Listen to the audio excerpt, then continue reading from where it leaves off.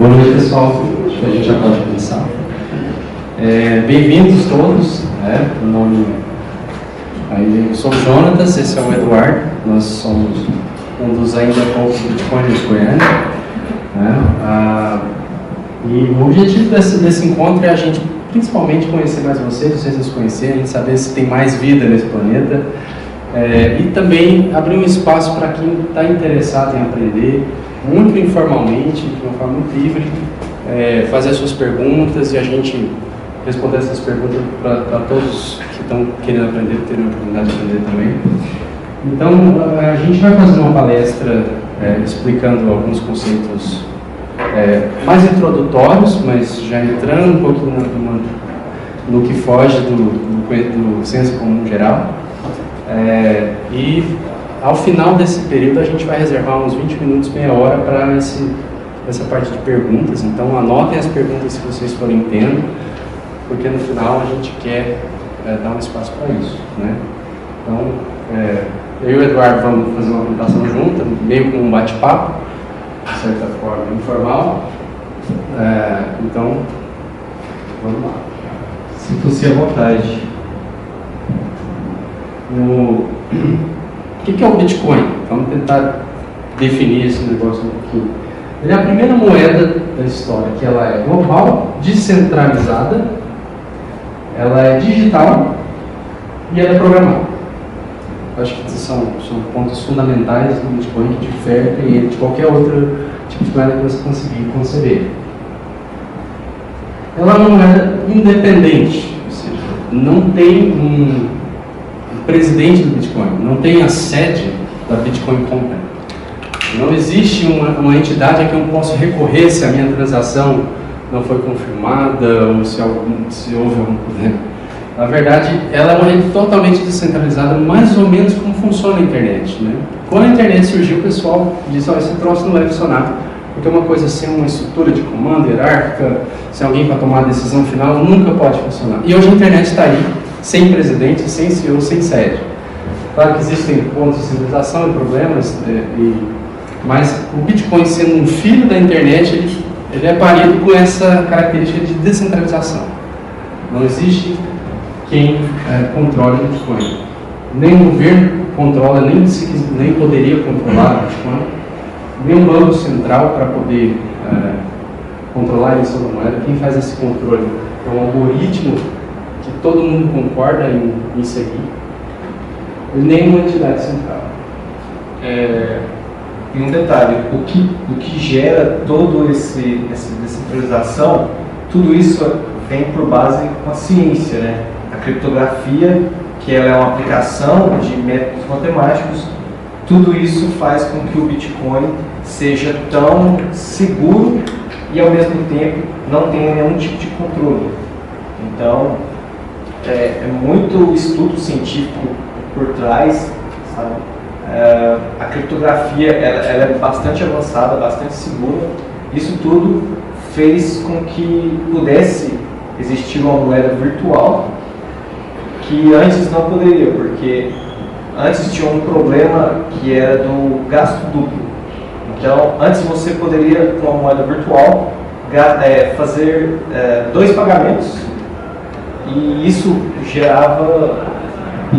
acaba com essa noção de dinheiro, né? Porque você pode fazer o que você quiser. Então, o Bitcoin ele trouxe essa solução para o mercado, justamente para poder pegar o dinheiro físico e passar ele com todas as características para o mundo real. Uma característica também que é muito diferente no Bitcoin é a prova de inflação. Enquanto as moedas nacionais, o real, o dólar, eles estão sujeitos a uma entidade que decide a oferta monetária, quantos dólares novos de base vão ser criados, quantos reais vão ser criados, se vai rodar déficit ou não. Por isso que a gente ouve o governo falar em déficit e nunca acaba esse déficit. Porque existe uma entidade capaz de criar mais moedas conforme essas decisões que são muito políticas normalmente. No Bitcoin, ninguém tem o poder de criar mais moedas do que o que está estabelecido na pedra do protocolo, né? Então, só vão existir para sempre 21 milhões de unidades de Bitcoin. Mas será que dá para rodar uma economia global só em 21 milhões de Bitcoins? Os Bitcoins já são, hoje no estado atual do protocolo, divisíveis em até 8 casas decimais. Então você pode ter, você tem 100 milhões de satoshis em um Bitcoin. Você tem, então são 21 quadrilhões de satoshis, né, de unidades monetárias para servir o mundo. Então, e isso é algo que talvez é a cláusula pétrea do Bitcoin. Se o protocolo pode ser mudado, ele pode ser mudado em várias outras coisas, mas não aqui. Porque as pessoas, os participantes no pacto social, que é o Bitcoin, jamais concordariam com essa mudança. E sem consenso, o Bitcoin não muda. Ele é feito pela internet. Ele é a moeda da internet. Ele é a moeda que faltava com essa natureza que a internet tem, descentralizada e digital. Então, hoje, pagamentos internacionais usando a internet sempre dependiam de uma contraparte. Sempre tem uma corporação, normalmente muito grande, processando um pagamento entre eu e você, se ele for digital. Né? Então, o Bitcoin ele traz aquela característica do dinheiro em espécie, que é A transacionando com B, sem que ninguém esteja participando daquela transação. E hoje, os pagamentos digitais, todos dependem de um terceiro e que insere risco de contraparte. E quem trabalha no lado do comércio sabe o que esse risco significa. Transações revertidas, fraude de cartão de crédito, demora no pagamento do dinheiro para você, coisas assim. Né? Por exemplo, se você tiver um parente que mora em outro país e você quer passar um dinheiro para ele, a burocracia que existe hoje para você passar o dinheiro de um país para o outro é muito grande. O tempo para poder passar também é muito grande. E você não passa de fato aquele valor, porque eles cobram taxas, sabe? E uma taxa muito grande. Claro, o Bitcoin também tem a taxa dele, mas o bacana é que você pode regular quanto que você quer pagar. Quanto mais você pagar, mais rápido ele é garantido que está com a pessoa que você quer passar, por exemplo, seu pai ou sua mãe. E o bacana é que você faz tudo isso em questão de segundos. O que hoje, se você usar o sistema atual, que é o SWIFT, você vai demorar entre 4 ou 5 dias para passar o dinheiro de um país para outro. Então, isso é uma revolução. Sim. Uma característica importante também é ele ser modelado à semelhança do ouro. Né? Ele foi criado para emular no mundo digital, pela primeira vez, um artifício muito genioso, muito engenhoso, ele conseguiu emular a escassez no mundo digital, que antes a gente não conseguia fazer isso. Um MP3 pode existir 1 milhão de cópias e todas são iguais e têm o mesmo teor. Né? Com o Bitcoin não dá para duplicar um Bitcoin, né? Graças a essa engenharia. E outra coisa também, ele é um instrumento ao portador. Quem que é o dono de uma moeda de ouro? É quem está segurando ela. Se ela está no meu bolso, ela é minha. Se eu tirar ela do meu bolso e entrego ela para o Eduardo, agora aquela moeda é do Eduardo. E o Bitcoin é assim. Ele é um instrumento de quem está segurando ele, de quem está segurando a chave que controla ele, na verdade. Né? Não pede permissão. Qualquer um pode se juntar à rede. Se você entrar agora no seu Android, no seu iPhone, na loja de aplicativos, baixar uma carteira, ao instalar a carteira, você é um participante da rede Bitcoin. E você não precisa dar seu nome, seu CPF, enviar papéis e fotos e documentos e esperar a aprovação do cadastro. Não, você é um participante instantâneo e não há nada que possa impedir qualquer um de vocês de ser um participante. E não só participante como usuário, você pode também se juntar na mineração de novos bitcoins e você não precisa de permissão de ninguém. Você pode participar também até no desenvolvimento do software, dos softwares em cima que fazem uso dessa tecnologia. Você pode inovar de dentro da sua garagem e você não precisa pedir permissão para ninguém, é um acesso à API do Bitcoin. Não, ele é aberto para que qualquer um possa usá-lo. Né? E nenhuma transação pode ser impedida. Se eu quero transacionar com o Eduardo, não existe a possibilidade de um terceiro intervir. Então, por exemplo, a Wikileaks, ela sofreu um boicote de todo o sistema financeiro de pagamentos. Né? A Wikileaks é que revelou a espionagem do governo americano sobre os presidentes todos do mundo e nós, né? E eles foram boicotados de uma maneira severa. Todos os processadores de cartão de crédito recusaram-se a receber pagamentos pela internet. Então eles foram uma das primeiras instituições a aceitarem Bitcoin como pagamento. E aí nada pôde ser feito para impedi-los de receber Bitcoin.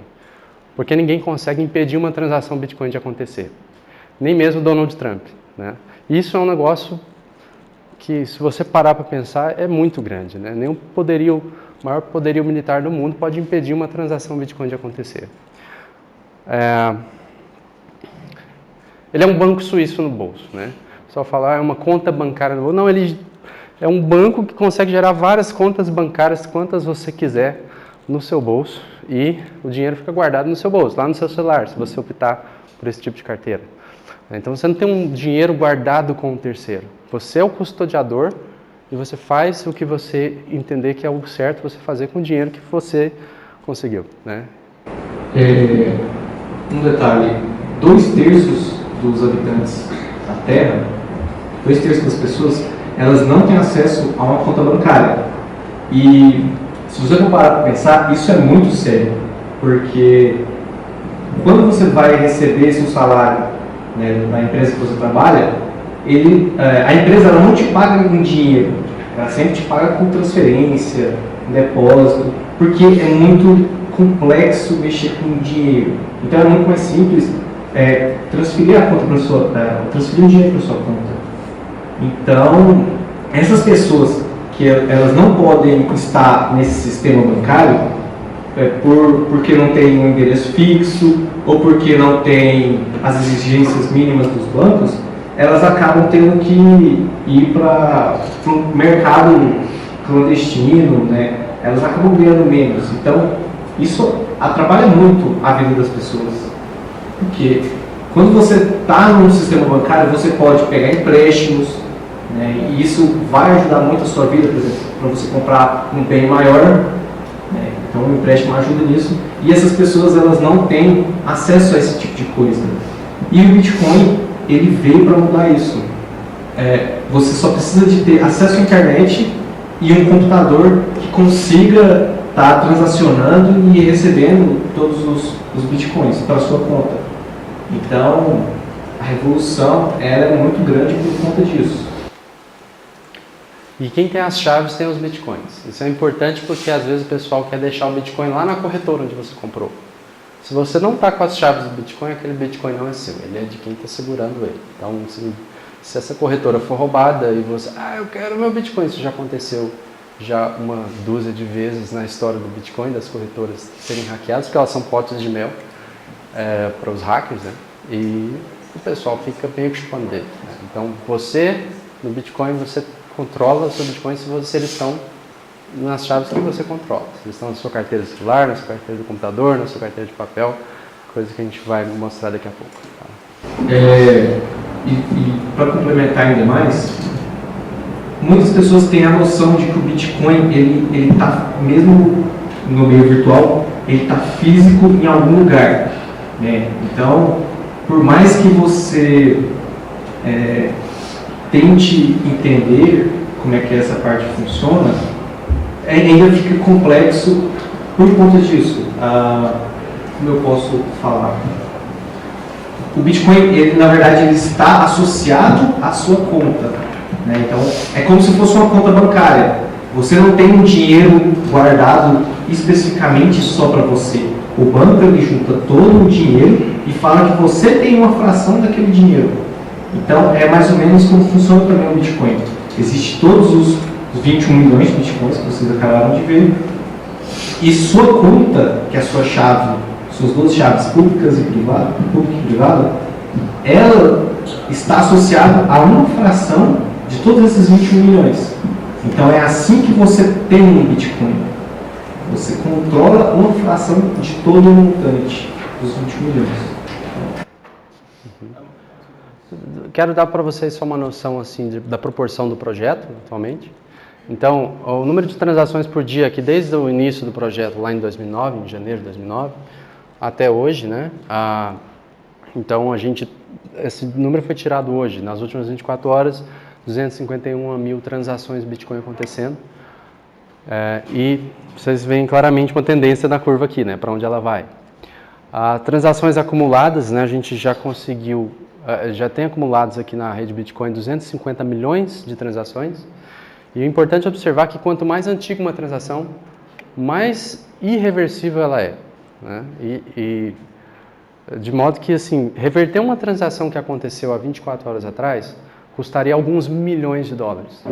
Reverter, assim, para um atacante muito determinado e com muito acesso à infraestrutura de mineração e coisa. Reverter uma transação que aconteceu há um ano atrás custaria talvez na casa dos trilhões de dólares. Então, quanto mais antiga a sua transação, mais seguro você pode ficar de que ela não vai deixar de existir. Ela não vai ser apagada do blockchain. E, principalmente, mesmo é impossível que alguém gaste os seus próprios bitcoins e os roube. Eles podem até, com esse tanto de dinheiro, reverter uma transação que você tenha feito. Mas movimentar os seus bitcoins em seu nome, criptograficamente, cientistas não gostam de falar impossível, falam improvável, né? Mas a gente pode falar impossível fazer. Né? Endereços exclusivos, a quantidade de contas que seguram bitcoins hoje está na faixa do 500 mil.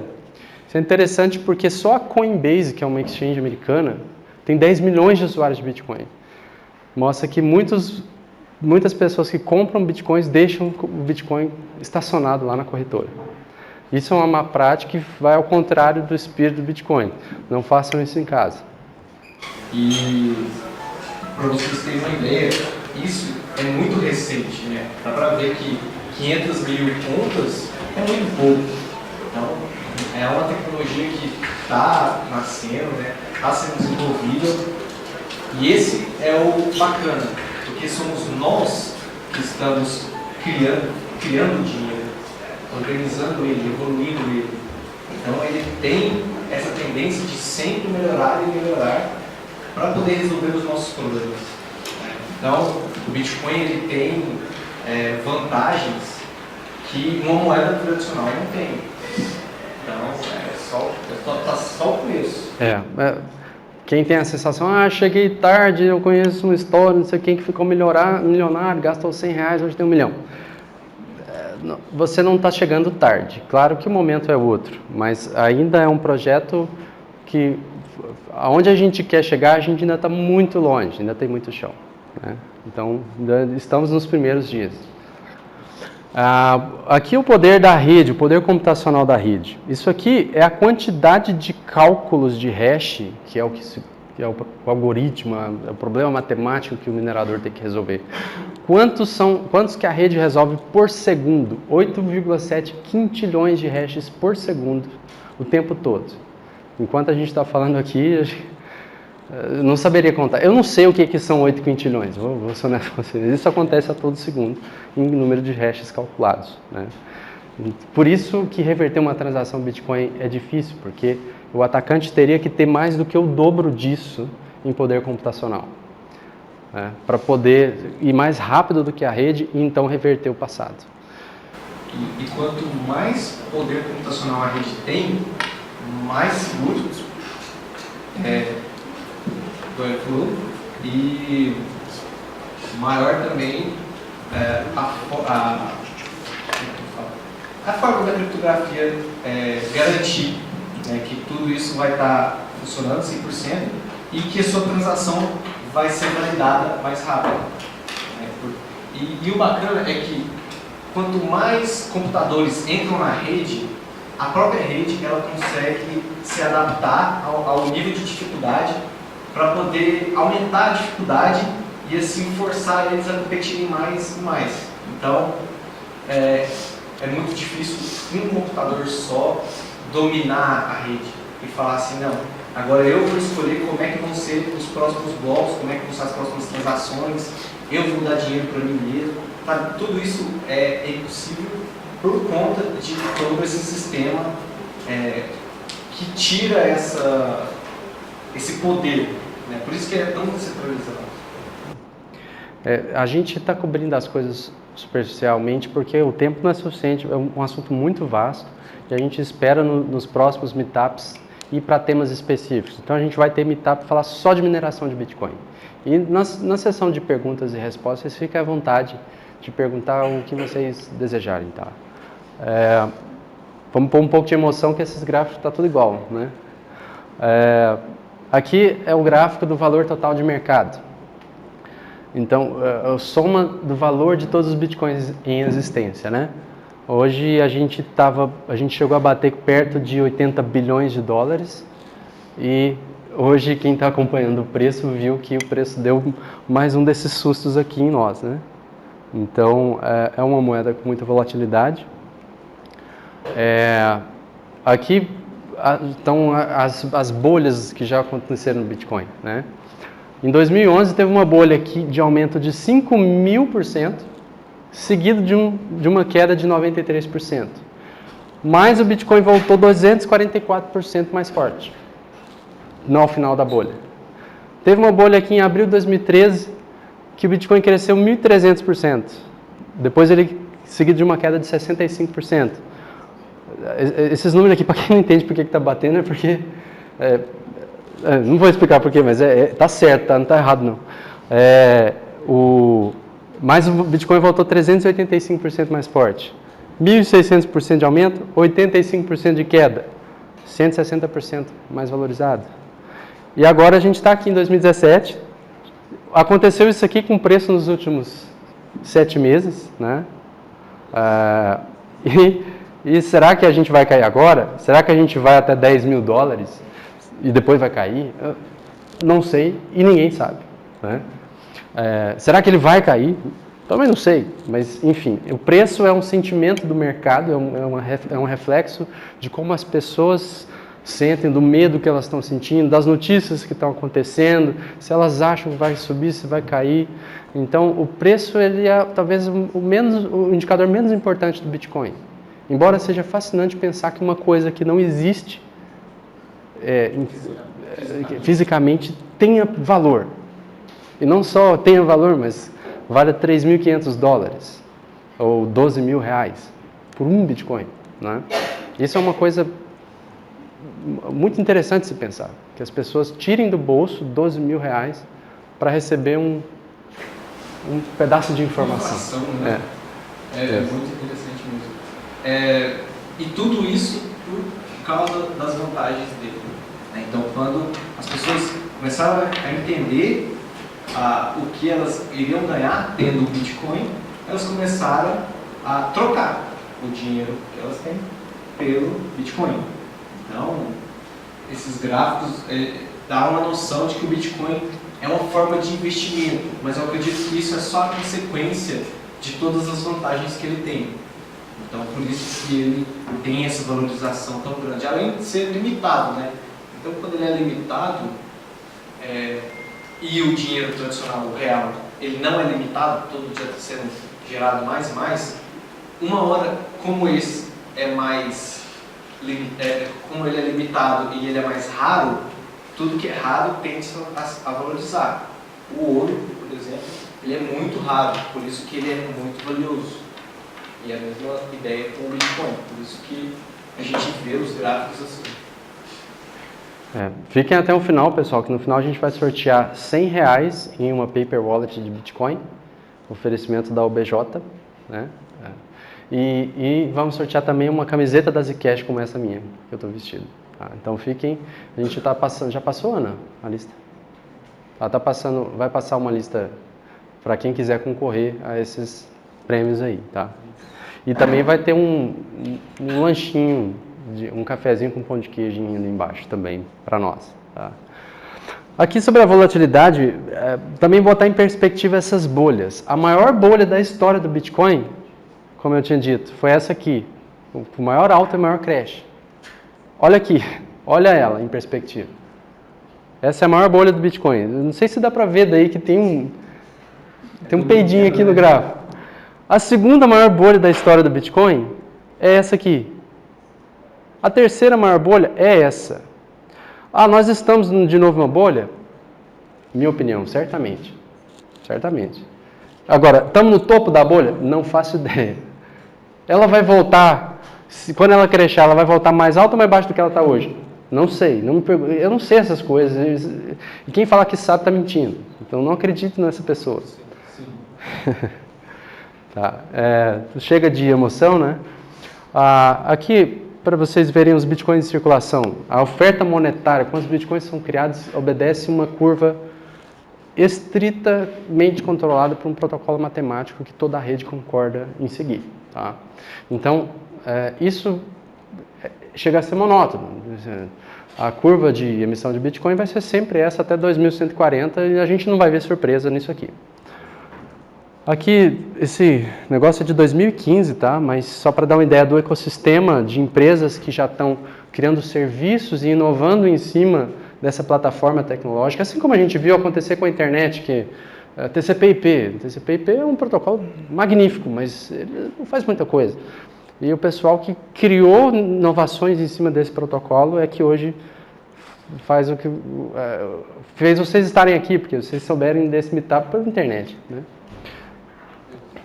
Aqui, também para dar uma noção de escala, esse aqui é um galpão de mineração de Bitcoin. Cada coisinha dessa é um equipamento, tá vendo? Cada bolinha branca aqui é uma mineradora de Bitcoin, que custa mais ou menos $2.000. No meetup sobre mineração eu vou explicar um pouquinho da história de como que a gente chegou nesse cara aqui, porque no começo todo mundo minerava no notebook. Não percam seu tempo, não façam isso em casa, seu notebook vai demorar alguns bilhões de anos para minerar R$1, entende? Então, não vai funcionar. Você não é mais competitivo com o seu notebook contra esses equipamentos especializados. E eu acho que é bacana explicar sobre a mineração, porque parece literalmente, né, uma pessoa está lá na caverna batendo até encontrar. É mais ou menos assim, por isso que eles gostam de associar com mineração. O que acontece? Quando eu quero passar os meus bitcoins que estão na minha conta para dele, eu envio essa informação para todo mundo da rede. E aí eles começam a escrever num bloco, que é tipo uma folha de papel. E aí eles escrevem que eu estou passando tantos bitcoins. E aí outra pessoa também faz o mesmo. Está passando o bitcoin de uma pessoa para outra. Então está transacionando. Ele é mais um sistema de pagamentos do que uma moeda em si. Então a ideia do Bitcoin é ser um sistema de pagamentos. E para isso existe na base dele as transações, né? E ao final de todas as transações, do máximo de transações que aquela página do livro Razão, pensa como se fosse um livro onde tivesse escrito todas as transações. Ao final dela, todos os computadores eles começam a resolver um problema matemático que envolve todas aquelas transações. E o computador que conseguir resolver esse problema, ele avisa para todo mundo. E aí todo mundo pega uma cópia daquela página e começa uma nova página de transações. Então, é assim que eles fazem essa mineração, né?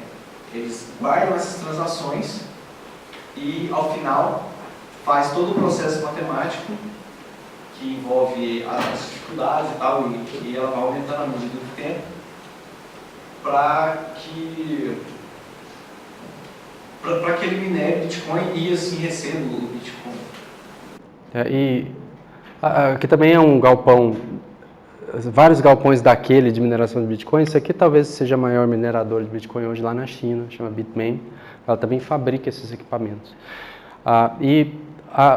Existem outras moedas digitais, o Zcash é uma delas, ela foi derivada do Bitcoin. Ela herda o mesmo código base do Bitcoin e acrescenta uma camada de privacidade em que as transações são verdadeiramente anônimas, né? Como é o dinheiro em espécie. Porque hoje o Bitcoin ele deixa um rastro de transação, tudo que você faz lá fica escrito publicamente. Não está o seu nome lá, mas está o seu endereço. E se o seu endereço estiver associado a uma compra num site, ele sabe que aquele endereço é seu e consegue rastrear e juntar as peças.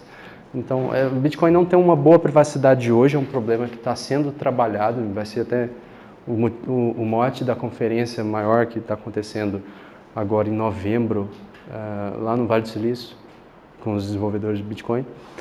E o Zcash, também na mineração, ele trouxe um algoritmo que é resistente à criação desse tipo de hardware especializado. Então você consegue minerar Zcash no seu computador usando uma placa de vídeo dessas de jogar, né?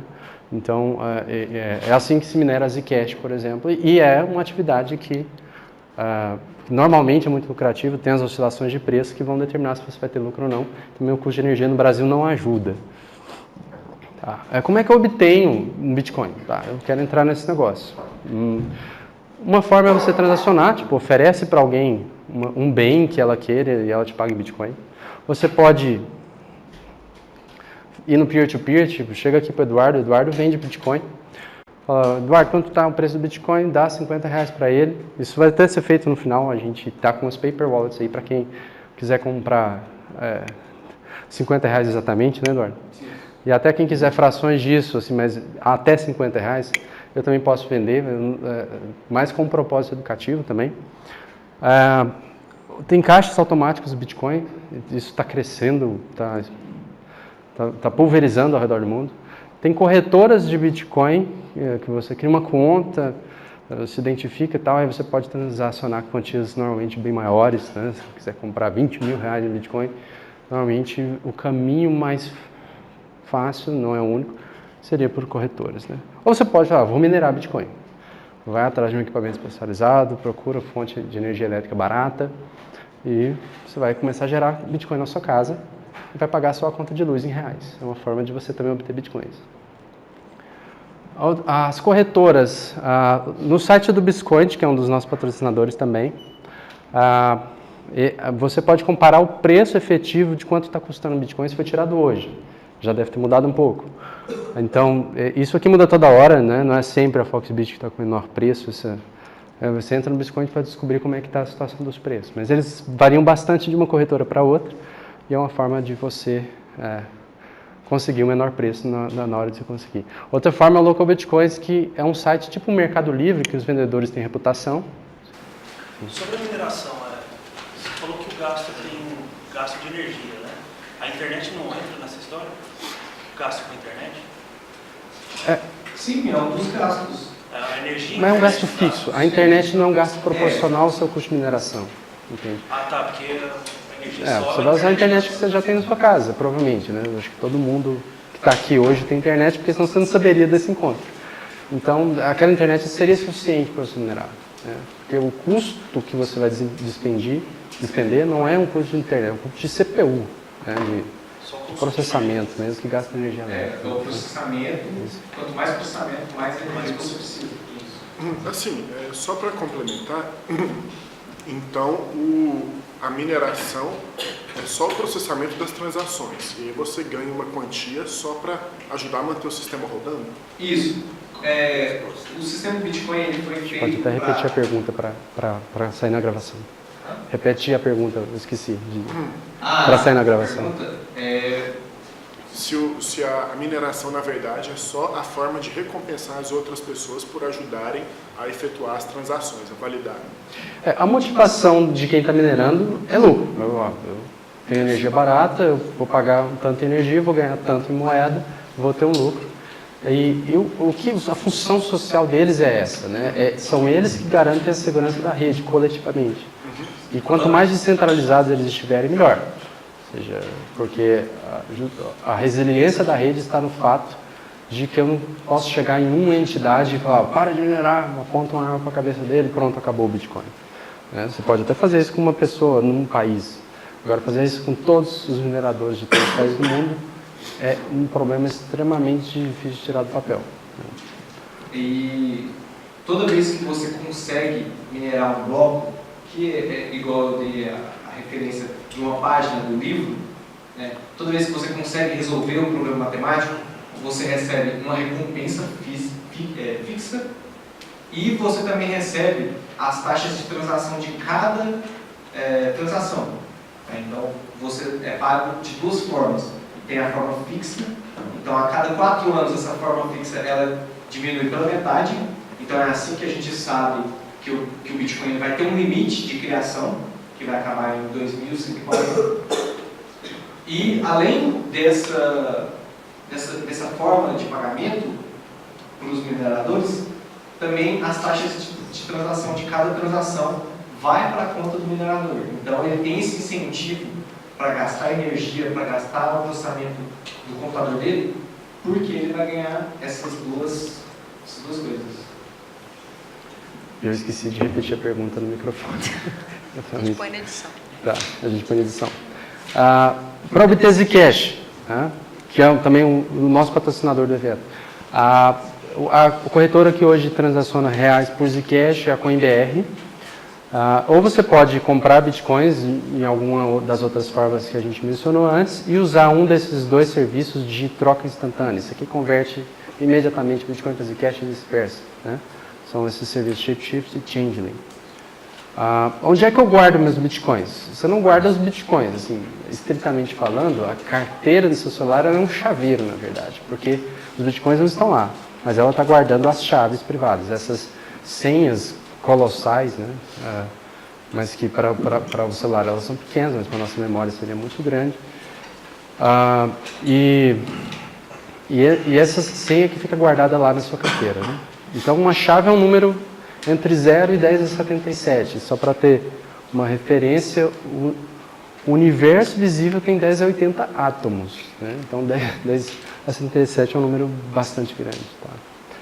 Tá? Onde é que eu guardo as carteiras aqui para Android? Eu costumo recomendar essa MyCivic, mas ela ainda não implementa um upgrade de protocolo que aconteceu agora há pouco. Então estamos esperando eles lançarem esse upgrade. No iOS, a Bread Wallet. Você pode, se você quiser ser um pouco mais sério e ter um nível de segurança de expert, sem precisar ser expert, eu recomendaria você comprar uma carteira em hardware. E aqui, essa é a Ledger e essa aqui é a Trezor. Você pode usar uma carteira multi-assinatura, que é a que permite uma espécie de contas conjuntas, né? Você pode ter um co-signatário das suas transações, pode ser usado para infinidade de coisas. Você pode guardar os seus bitcoins memorizando uma senha na sua cabeça, uma frase que você cria, e você usa essa frase para derivar a sua chave Bitcoin. Então você inventa uma frase de 6 palavras, bem absurda de preferência. É melhor você não inventar, usa um gerador de frase para isso, que você não é bom para fazer entropia. E aí você coloca o seu Bitcoin lá e você leva o seu Bitcoin onde você for. Você cruza fronteiras nacionais, você entra, você passa lá nos aeroportos, onde você for, seu Bitcoin está com você. Quem dera se os judeus que fugiram da Alemanha lá na Segunda Guerra tivessem acesso a esse tipo de recurso para fugir com as suas riquezas, né? Porque uma tristeza é que o pessoal teve que deixar tudo para trás. E isso hoje, cenários assim, a gente já tem visto refugiados e coisas nesse sentido, usando essa tecnologia para poder carregar o fruto do trabalho das suas vidas, né? Então, o que eu queria talvez aprofundar um pouquinho, eu estava falando superficial até agora, né, que é o nosso primeiro encontro depois da retomada do encontro que aconteceu já há bastante tempo, seria um assunto assim, eu quero comprar meu Bitcoin, mas eu quero guardar ele bem guardadinho, né? Eu vou dar algumas dicas de segurança de onde e como você armazenar o seu Bitcoin. Tá? Uma coisa que talvez seja necessário entender, embora pareça um pouco técnico, é que essas carteiras que você instala no celular, no computador, elas efetivamente elas guardam uma semente.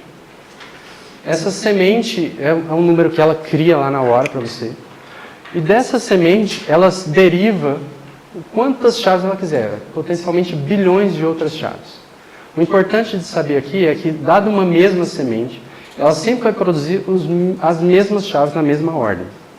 Então, uma forma eficiente de você preservar o backup do seu Bitcoin, porque, beleza, eu vou colocar, sei lá, 10 mil reais no meu celular. E se meu celular for roubado na esquina? E se eu estiver no banheiro, lá no Facebook, e ele cair na privada? Eu perdi meus 20 mil reais? Eu perdi 20 mil? Então, fazer o backup dos Bitcoins consiste em, de alguma forma, você armazenar essa semente. Porque dessa semente você sempre vai jogar no seu celular novo, ele sempre vai gerar as mesmas chaves privadas que você já tinha no celular antigo que você perdeu. Tá? Então isso é importante entender. Você tem que guardar essa semente bem guardada, né, de uma maneira segura. Então, uma coisa importante, quando você instalar a sua carteira no seu celular, eu recomendo o celular porque ele é o dispositivo mais seguro que você já tem. O seu computador não é seguro. O seu celular, ele roda um Linux, isso já te bota num outro patamar de segurança. Ele é um sandbox de segurança, os aplicativos não têm poder absoluto sobre o celular, enquanto no seu desktop os programas e vírus que infestam ele conseguem até capturar cada tecla que você aperta, né? Então, relativamente, o seu celular é muito mais seguro que o seu computador. Então, nunca digite a sua semente, essa que o seu celular gera, no seu computador. Se você fizer isso, você não vai poder dormir tranquilo à noite. É bem provável que você não seja roubado, mas você não vai dormir em paz. Porque você não sabe se tem um vírus no seu computador escutando o que você digitou e mandando para um hacker lá na Ucrânia, na Rússia, na China. Sabe? Bem racista isso, talvez. Né? No Brasil, tá? Jamais salve sua semente na nuvem.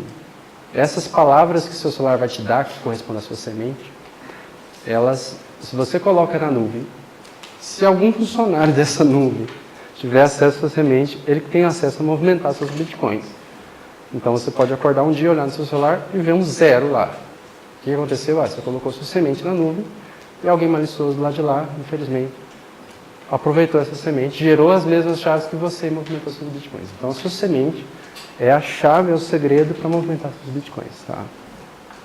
O papel, você vai ver, toda carteira que você baixar vai falar, ó, escreva em um papel. Ah, mas papel é frágil. O papel não é frágil. O papel resiste a um monte de coisa, só resiste a fogo e água. Ele fica milênios aí, tem arqueologia baseada em papel, é coisa de 5.000 anos atrás, está aí preservado. Então o papel é uma boa mídia para você armazenar. Ele está fora do alcance dos hackers ucranianos e chineses, russos e brasileiros. Eles não vão vir na sua casa para te hackear. É muito mais caro para eles fazerem isso. Eles têm um jeito muito mais barato de hackear as pessoas, que é pegar as pessoas que digitaram a chave no computador, botar um vírus nela e roubar os bitcoins dela. Então, se você pôr no papel, você não é um alvo desses hackers. Tá? Então, deixe seus bitcoins numa carteira em papel. Como bônus aqui, a Trezor tem um recurso muito interessante, que além dessas 12 ou 24 palavras que você vai escrever no papel, você pode ainda criar mais uma frase adicional que você inventa, e você coloca bitcoins nessa frase. Então, por exemplo, aqui, sem frase nenhuma, eu botei 5 centavos de bitcoin, 50 milibits. Né? Aí eu criei uma frase 2, que essa aqui é do bandido. Se o bandido vier com uma marreta, com uma chave, fala, me dá seus bitcoins. Você fala, tá bom, eu dou a frase. Aí você dá a frase, aqui vai aparecer mais 100 milibits, mais 10 centavos de bitcoin. E aí tem uma terceira, que é onde você guarda mesmo o seu tesouro lá. E essa você não conta para ninguém. Tá?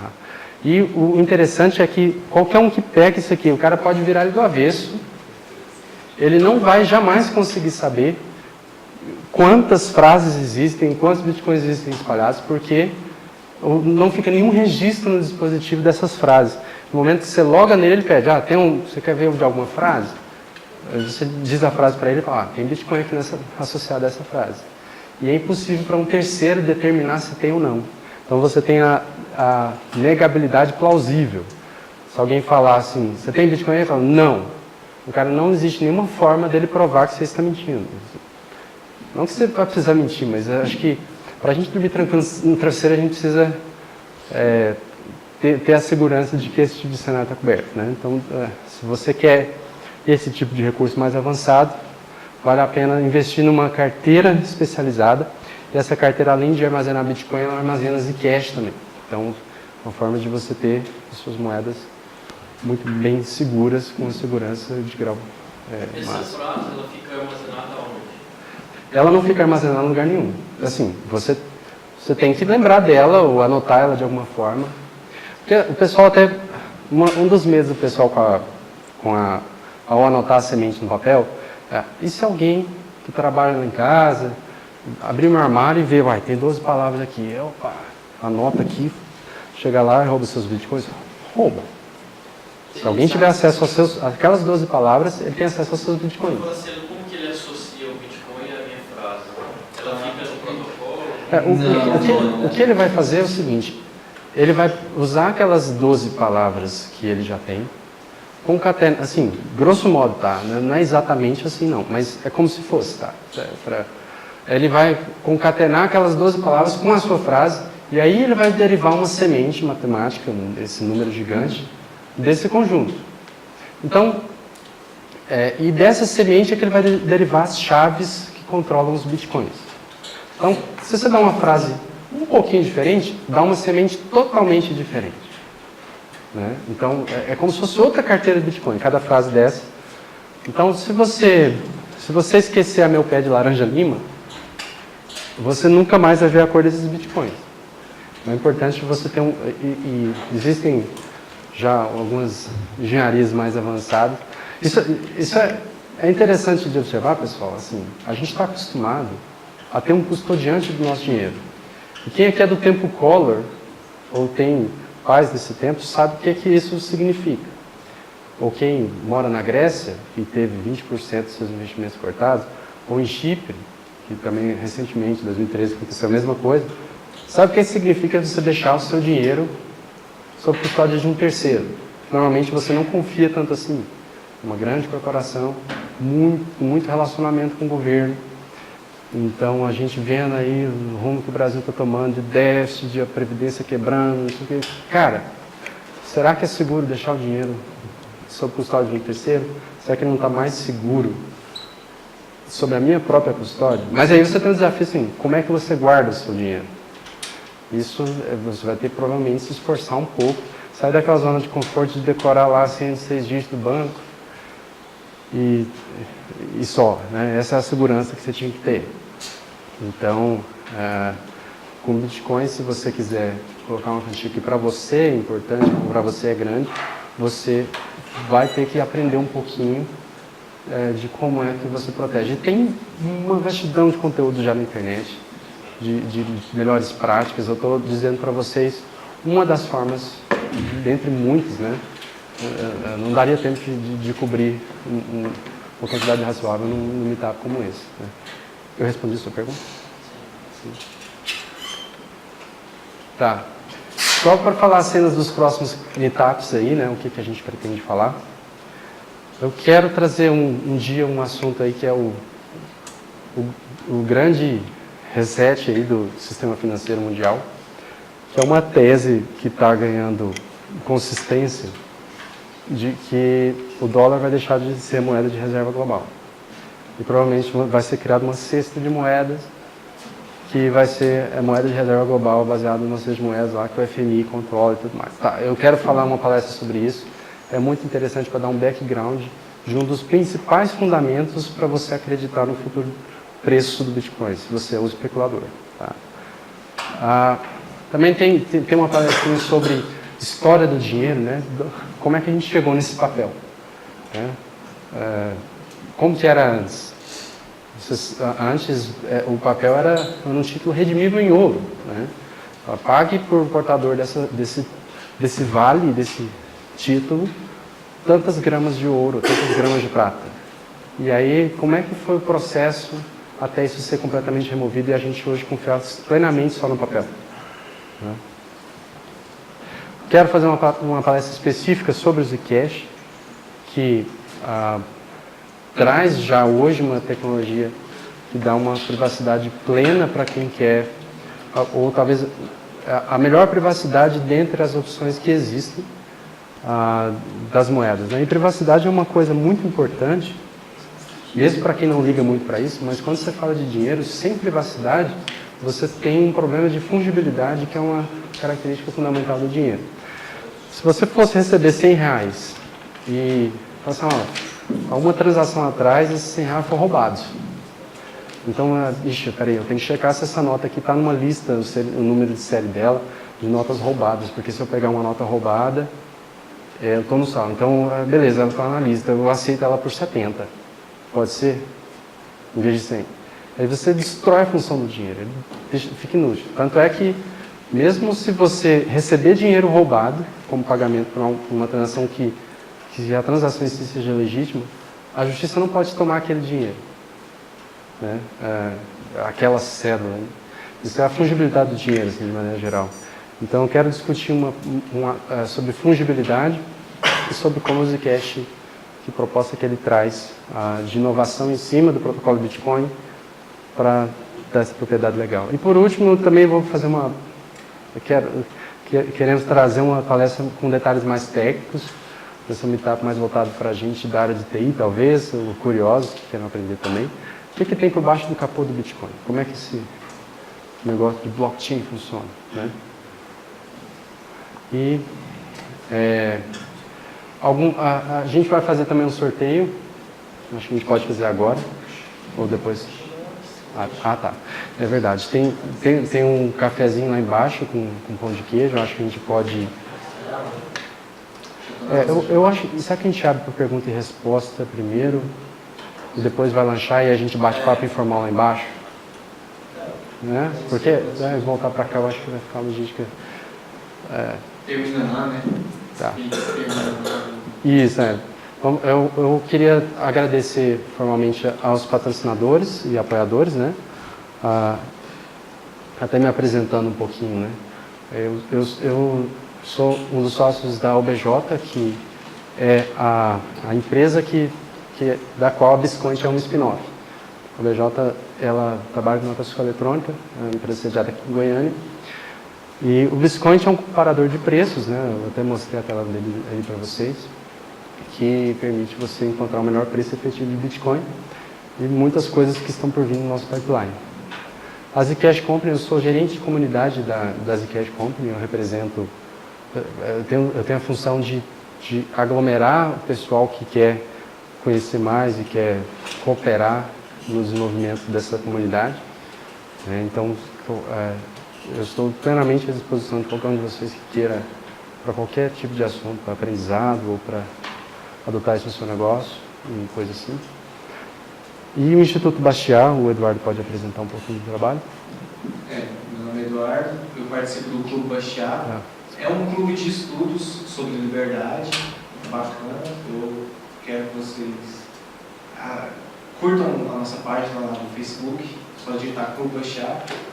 E para vocês ficarem sabendo mais como é que é o nosso clube de estudos. Basicamente isso. Então, agora eu vou fazer o seguinte, Ana, será que você caminha com o microfone? Dá para... Porque eu acho que dá para sair na gravação. Para quem quiser fazer a pergunta, e a gente responde no microfone. E aí, quem quiser fazer a pergunta, diz se é para qualquer um dos dois ou se quer direcionar para um específico. A gente usa isso aqui. Isso, a gente no ponto de vista de vocês, todos esses mineradores estão descentralizados em várias partes do mundo. Esse poder de mineração pública aí, vocês acham que está indo para alguém, para algum órgão, alguma coisa assim? E o pessoal mineira em função de ter um lucro, né? Mas, e aí? O poder é muito grande. Será que vai para alguém sem uma entidade militar, alguma coisa assim? Uma coisa para entender sobre mineração é que ela é uma atividade extremamente competitiva. Para você conseguir minerar tendo lucro, você precisa estar muito estrategicamente localizado, num país onde a energia seja subsidiada e com acesso a gente que consiga para você um preço de energia mais barato. Porque se você for minerar Bitcoin no Brasil, você vai ter prejuízo. É simples assim. A nossa energia, por exemplo, é perto de 40 vezes mais cara do que a do Paraguai. Eu sei que, por exemplo, que Itaipu, o Paraguai vende o excedente dele para nós por menos de $0,01, e aí o nosso governo revende para nós por 20 centavos de dólar. Então, a gente tem uma das energias mais caras aí. Então, agora, respondendo a sua pergunta, o que eu acho? Pode até ser que exista uma dessas entidades que seja financiada de alguma forma por algum governo. Eu não sei se os governos já estão tão preocupados assim, nesse ponto. Mas o ponto o poder que eles têm é o poder dado a eles pelo protocolo. E o protocolo estabelece regras muito estritas do que tem que acontecer. Então, o máximo que eles poderiam fazer, por exemplo, dentro dos limites que o protocolo estabelece, porque se eles fizerem um bloco que não é válido frente ao protocolo, toda a rede vai rejeitá-lo. Então, é como se todo aquele trabalho de energia, de computação, ele vai ser completamente perdido. Eles são forçados, mesmo se maliciosos ou não, a seguir as regras do protocolo. O máximo que eles poderiam fazer é se recusar a incluir uma transação que você gerou no próximo bloco. Então, eu criei uma transação Bitcoin, estou esperando o minerador incluir no bloco. Aí esse minerador que é antagônico fala assim, não vou incluir a transação do Jonatas nesse bloco não. Mas aí o próximo minerador, porque ele não tem um monopólio da rede, vai incluir. Então, ele não tem e o Bitcoin foi todo pensado para ser um sistema que existe num ambiente adversário. Então, a teoria dos jogos por trás, para pensar assim, para alguém tentar jogar contra as regras do jogo, seria muito caro e mesmo assim ele conseguiria fazer muito pouco estrago, né? Como eu mencionei lá, você reverter uma transação da rede, além de ser caríssimo, o máximo que acontece é ela voltar para o pool de memória e depois ela vai ser minerada de novo. Enfim, e é por isso que o Bitcoin funciona. E é por isso que ele tem valor. Por ser esse sistema concebido de uma forma que o poder de todos está regido pelas regras do protocolo que todo mundo concordou em seguir. Vocês... Uma coisa que a gente não falou foi sobre como é que funciona o consenso. Como que todo mundo está alinhado, sendo que não tem uma entidade central dizendo assim, não, agora vai ser assim. Não, agora esse bloco aqui está certo, esse aqui não está certo. Como é que funciona? Existe um consenso feito em criptografia que a gente chama de prova de trabalho. É essa prova de trabalho que é esse cálculo matemático, essa dificuldade de poder validar o bloco que fala qual é o consenso. Então, o primeiro computador que conseguir validar todo aquele bloco com essa prova de trabalho, ele consegue dizer assim, agora eu sou o bloco certo. Então, o bloco que eu acabei de validar aqui, ele é o certo e ele passa esse bloco para todo mundo. Então, é assim que existe um consenso. Então, falando sobre os mineradores, por mais que uma certa instituição tenha muito poder computacional, mesmo assim, ele tem que seguir todo o consenso da rede. Agora ele falou da teoria de jogos, é mais fácil você seguir o jogo do que quebrar a regra. Se alguém mais perguntas? Depois qual é o rosto da Bitcoin em crescimento como dela? É muito comum que os bancos são ameaçados. Em muitos países, recentemente, queriam regularizar Bitcoin. Como se funcionaria essa regularização, caso conseguisse, eu não acho que vai? E como ficaria o mercado dela? Valor? Cara, para regulamentar o Bitcoin, o máximo que eles conseguem fazer é nas casas de câmbio, onde elas colocam uma moeda, uma própria moeda, por Bitcoin. Aí sim eles conseguem regulamentar de alguma forma, né? Então eles taxam, colocam imposto ou algum tipo de burocracia. Porque no uso em si do Bitcoin, para mim transacionar para você, por exemplo, é impossível eles entrarem no meio. Porque não tem como controlar. Sabe? Tudo isso é garantido pela criptografia. A criptografia que faz com que eu mande a minha transação para todos da rede ao mesmo tempo, todos os mineradores, e eles façam isso. Então, por mais que o governo queira regulamentar, sei lá, todos os mineradores do país dele, ainda tem mineradores de outros países. Então, a minha transação vai acontecer de qualquer forma, ela vai acontecer sem nenhum custo, entendeu? Então, a única forma de regulamentar é essa parte, quando você vai adquirir o Bitcoin pelas casas de câmbio. E se um dia regulamentar, por exemplo, as casas de câmbio aqui no Brasil, você pode obter um Bitcoin com outra pessoa.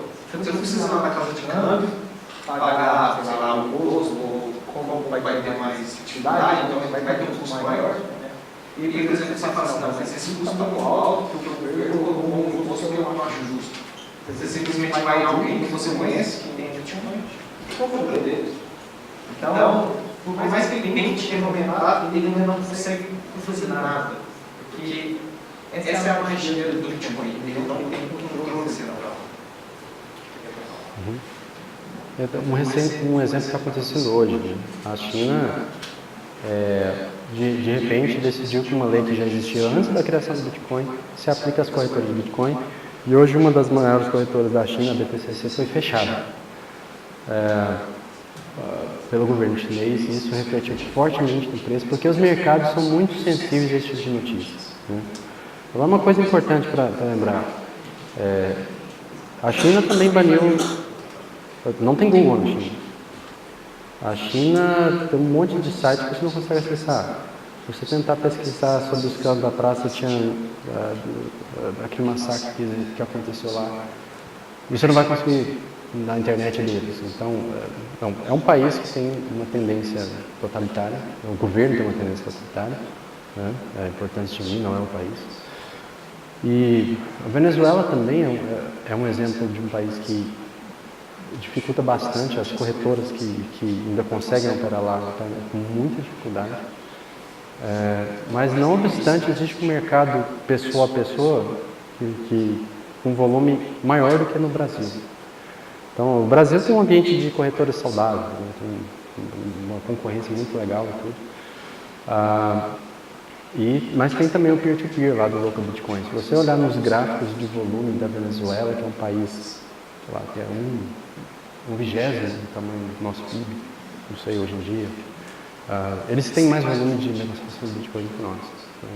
E o Bitcoin lá é mais caro. Então, o efeito sobre o preço do Bitcoin lá é aumentar o preço, porque agora é mais difícil conseguir. Então, o pessoal, o preço vai cair? Não, vai cair, pode até cair no resto do mundo, porque o povo entra em pânico. O país tal está dificultando a coisa, né? Agora, de certa forma, o Bitcoin nasceu para sobreviver a isso, e esse fenômeno de ter que trocar Bitcoin por moeda, ele é um fenômeno transitório, porque existe um movimento de migração. Todo mundo estava dentro de um sistema financeiro, foi criada uma porta para um espaço que está fora, à margem do sistema financeiro que existe. E o pessoal tem que passar por essa ponte. Essa ponte são as corretoras. Mas uma vez que você já passou, e já não tem mais dinheiro em banco, meu patrimônio está guardado em Bitcoin, por exemplo. Fechar uma corretora XYZ. Que diferença faz para mim? Eu continuo com meu Bitcoin, eu já tenho, né? Então, e também você tem outras alternativas. As pessoas, quando se trata de proteger aquilo que elas acumularam e guardaram para deixar para os seus filhos, nem a lei é capaz de pará-las, entende? Assim, isso é uma coisa importante do ser humano, né? Se você aperta demais, e quando ele olha para os filhos, ele é capaz de falar: rapaz, eu vou ignorar esse político. A opinião dele está querendo prejudicar o futuro das pessoas que eu mais amo, né? Então, a tendência que a gente vê acontecer nesses países, eu converso com o pessoal da Venezuela, sei que é bem assim, eles saem dessa superfície que a gente goza aqui no Brasil, uma relativa liberdade, e vão lá para o underground, mas continuam fazendo o que eles precisam fazer para sobreviver, né? Eu queria falar uma coisa. Na Venezuela, com a alta inflação que está tendo lá, o salário mínimo, ele custa, se fosse convertido em dólar, muito pouco. Então, por mais que você trabalhe bastante, você usa o dinheiro, só consegue ser usado mesmo, de fato, ali na Venezuela. E aí os caras pensaram: se o dólar vale muito mais do que o dinheiro daqui, minerando Bitcoin e trocando ele em dólar para depois trocar para Bolívar, eu vou ser muito rico. Então, tem gente lá que, sei lá, ganharia 3 salários mínimos lá, minerando Bitcoin, o cara está ganhando 9 salários mínimos.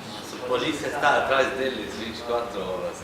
Está usando ele para pagar boletos, coisas. Sim. Então, assim, eles conseguiram quebrar esse poder que o governo tem de controle Porque a inflação é um nome de roubo. Então, eles estão pulando essa barreira, então por isso que a polícia não vai atrás dele, não você é um aluno. Porque eles estão querendo burlar todo esse sistema de controle que está existindo na Venezuela, né, que infelizmente está acabando com os mais. Só um complemento da Venezuela. Inclusive, tinha um pessoal que estava minerando Bitcoin na Venezuela, e o governo descobriu e vendeu eles com os computadores. E um grupo de hackers descobriu que a própria Venezuela está minerando Bitcoin. Não, o pessoal do governo não está vendo bem. Você pode passar para o André? Eu acho que eu falo bem alto. A Receita Federal tem como rastrear meus bitcoins?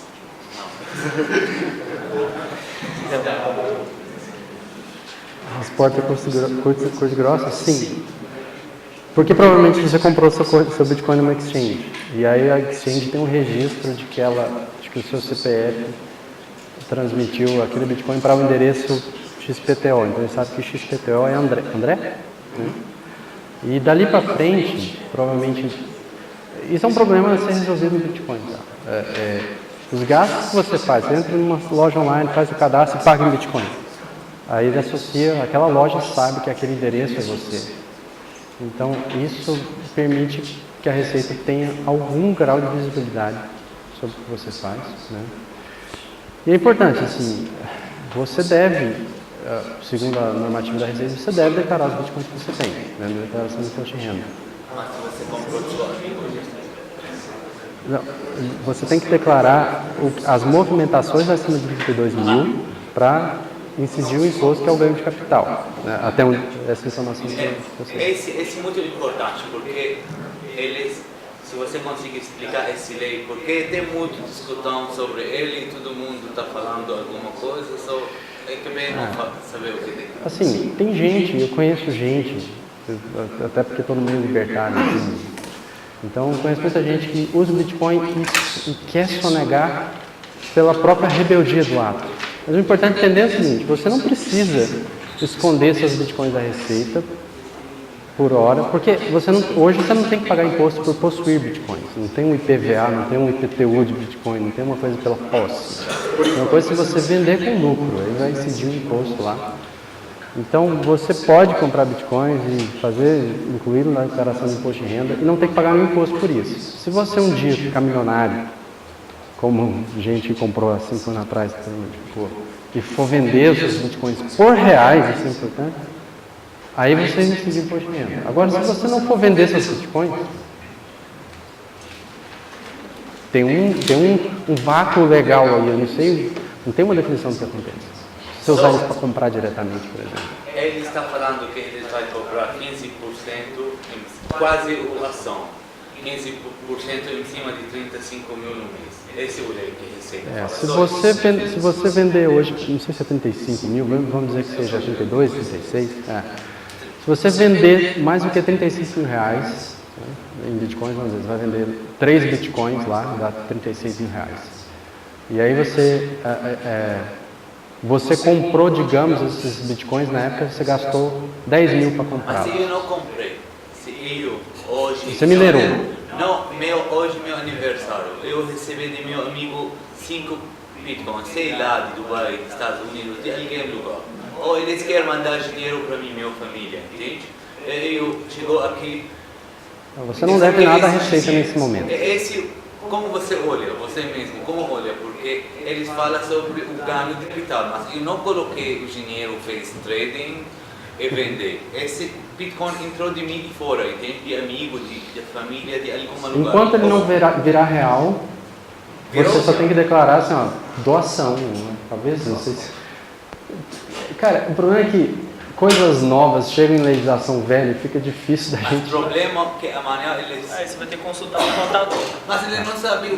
Ele não sabe. Eu acho que eu tenho essa resposta. Assim, em 2012, a Receita já regulamentou como você declara ganhos sobre Bitcoin. A questão é que o Bitcoin é um bem digital. Então, enquanto você só tem um Bitcoin, você não tem dinheiro, teoricamente. Você tem dinheiro no momento que você vai na exchange e pega real. Aí nesse momento você é tributado. Enquanto você tem um Bitcoin, você não precisa declarar que ele existe. Tá.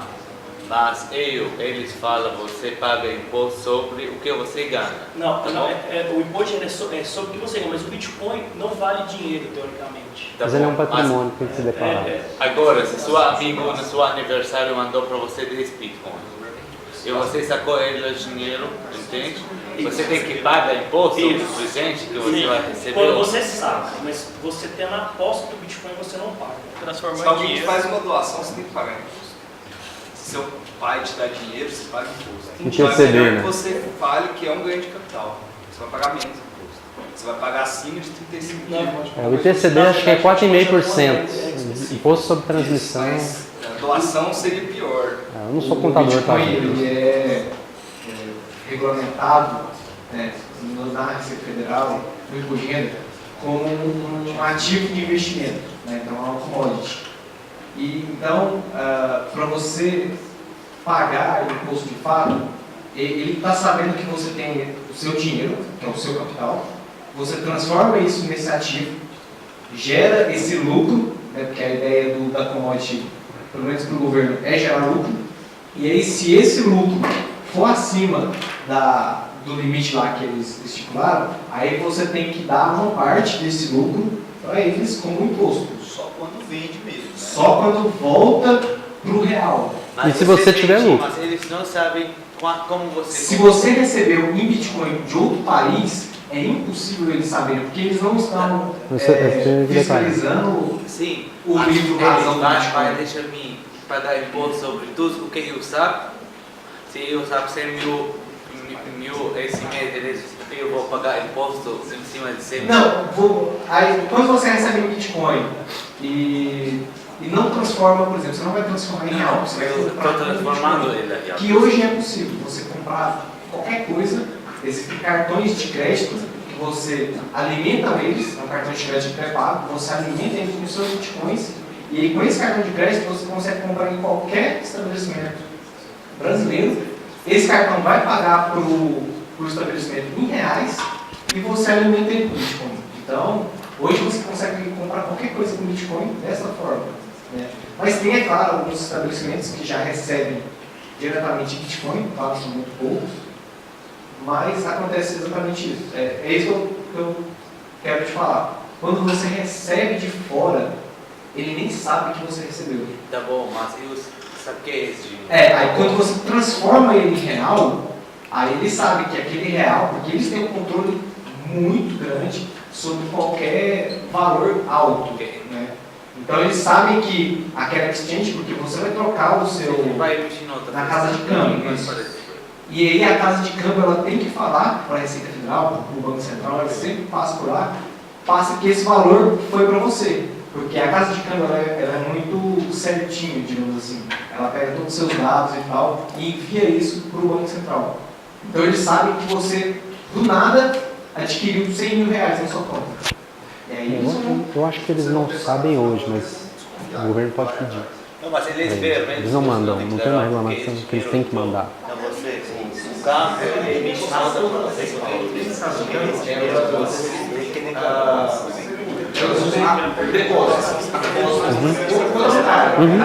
E o próprio banco. O banco relata. O banco relata.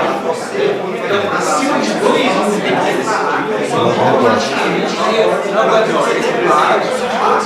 se você não declarar, ela tem. Mas esse é o processo. Mas alguém quer fazer pergunta? Ana, você tem uma ordem aí?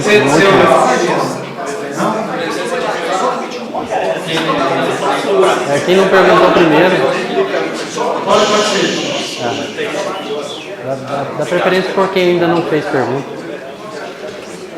E aí a gente volta depois. Bom, minha pergunta é simples, mas assim, como quem está começando a trabalhar com Bitcoin, pode ser o de outras pessoas.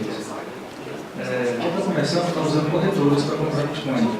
E nisso a gente paga taxa de transferência, manutenção, até porcentagem. Cada corretora tem uma taxa.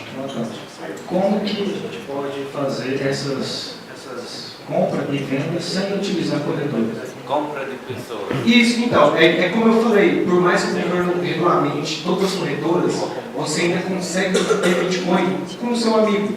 ou se você não conhece nenhum amigo ou parente que tenha Bitcoin, existe um site que chama localbitcoin.com, onde lá você fala, eu tenho tantos Bitcoins e eu estou à venda, à disposição.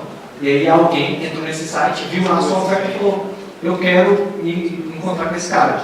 Daí você troca mensagens, sei lá, pode ser pela própria internet, mas aí é bacana você ver pessoalmente a pessoa, você passa o dinheiro, a pessoa deposita os Bitcoins na sua conta. Então, hoje você não precisa só da casa de câmbio para obter os Bitcoins.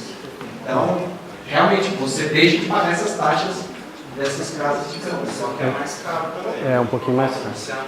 Não, mais barato. Normalmente varia, porque ninguém controla aqui também. Aí é o que tá, é o que entra na conversa. Se você vai negociar, o Bitcoin no caso, sempre mais caro. Não é sempre, mas na maioria das vezes sim. Mas aí porque eu mesmo já precisava de R$500. Rapaz, eu preciso vender logo. E aí eu entro lá, boto um pouco mais barato do que nas corretoras. Vende na hora. Não, é muito rápido. Assim, eu já tenho uma conta lá e tenho uma reputação. Ah, sim, isso é mais raro. Mas, cara, às vezes eu vejo uns caras vendendo, tipo assim, R$50 mil. Eles botam, sei lá, 5% mais barato que a corretora. Porque o cara quer vender rápido. Então, depende, né? Essa é uma regra fixa. Quanto mais oferta e a demanda for pouco, os caras querem vender rápido igual Ele depois... Só concluindo aqui o raciocínio.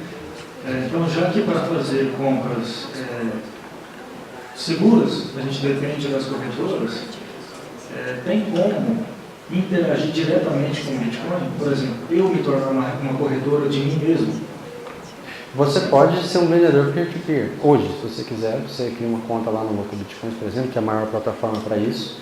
E só uma ressalva sobre o que você falou. Se comprar em segurança tem que ser em exchange. Não é verdade estritamente. Se você comprar no peer-to-peer, é extremamente seguro para o comprador.